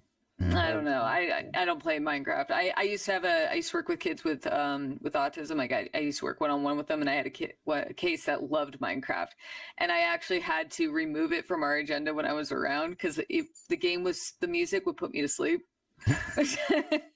So but it was. I don't know too much about the lore. I don't know anything about it. You build blocks, you can build some cool stuff. I don't know how to do anything much more than that, but you don't need to. That's a game that you can make things. Yeah, 100%. They'll do fine. Let's get things wrapped up then. So, Sky, it has been an absolute pleasure having you on the show. It's been great having you. We've had some fantastic insights from you. I'm glad you're saying anytime because I would love to have you on the show again in the future, perhaps. So we can all talk about Borderlands because I've yet to watch it and I feel compelled to just I don't know, hurt myself apparently from what I'm hearing. We can do a group watch. We can do a group family watch. There you go, Brian. Yeah, we'll get Peachy wrapped up into it as well. So what we do on this show, Sky, is we do what we call shout-outs, where you get to briefly tell people about yourself for a couple of seconds and where people can find you. So if you'd like to lead the way, where can we find you? Yeah. So again, just if you tuned in late, my name's Sky Shows. I've been working in marketing for 10 years or so around video games. You could find me on Twitter on the at the DM Esports, or on Twitch as Sky the DM. I don't stream myself, but I do like to hop into game channels all the time. I'm working on a game called Once Human right now, which is free to play. It's available on Steam. I think we were in the top 3 most wish list games on Steam, so it's definitely something that you guys should try. It's a MMO survival game, kind of like with a Stranger Things vibe if you're feeling it at all, but definitely something you should try out. We have some new scenarios, I guess to call them, coming out soon, so not a bad time to check it out. All right, free to play. There's no pay to win. You can just jump in and have some fun with it. So fantastic. And Pulp. Hi, I'm Pulp Fictionally. You can find me on all my social medias under Pulp Fictionally, except for Twitter, where someone stole my name.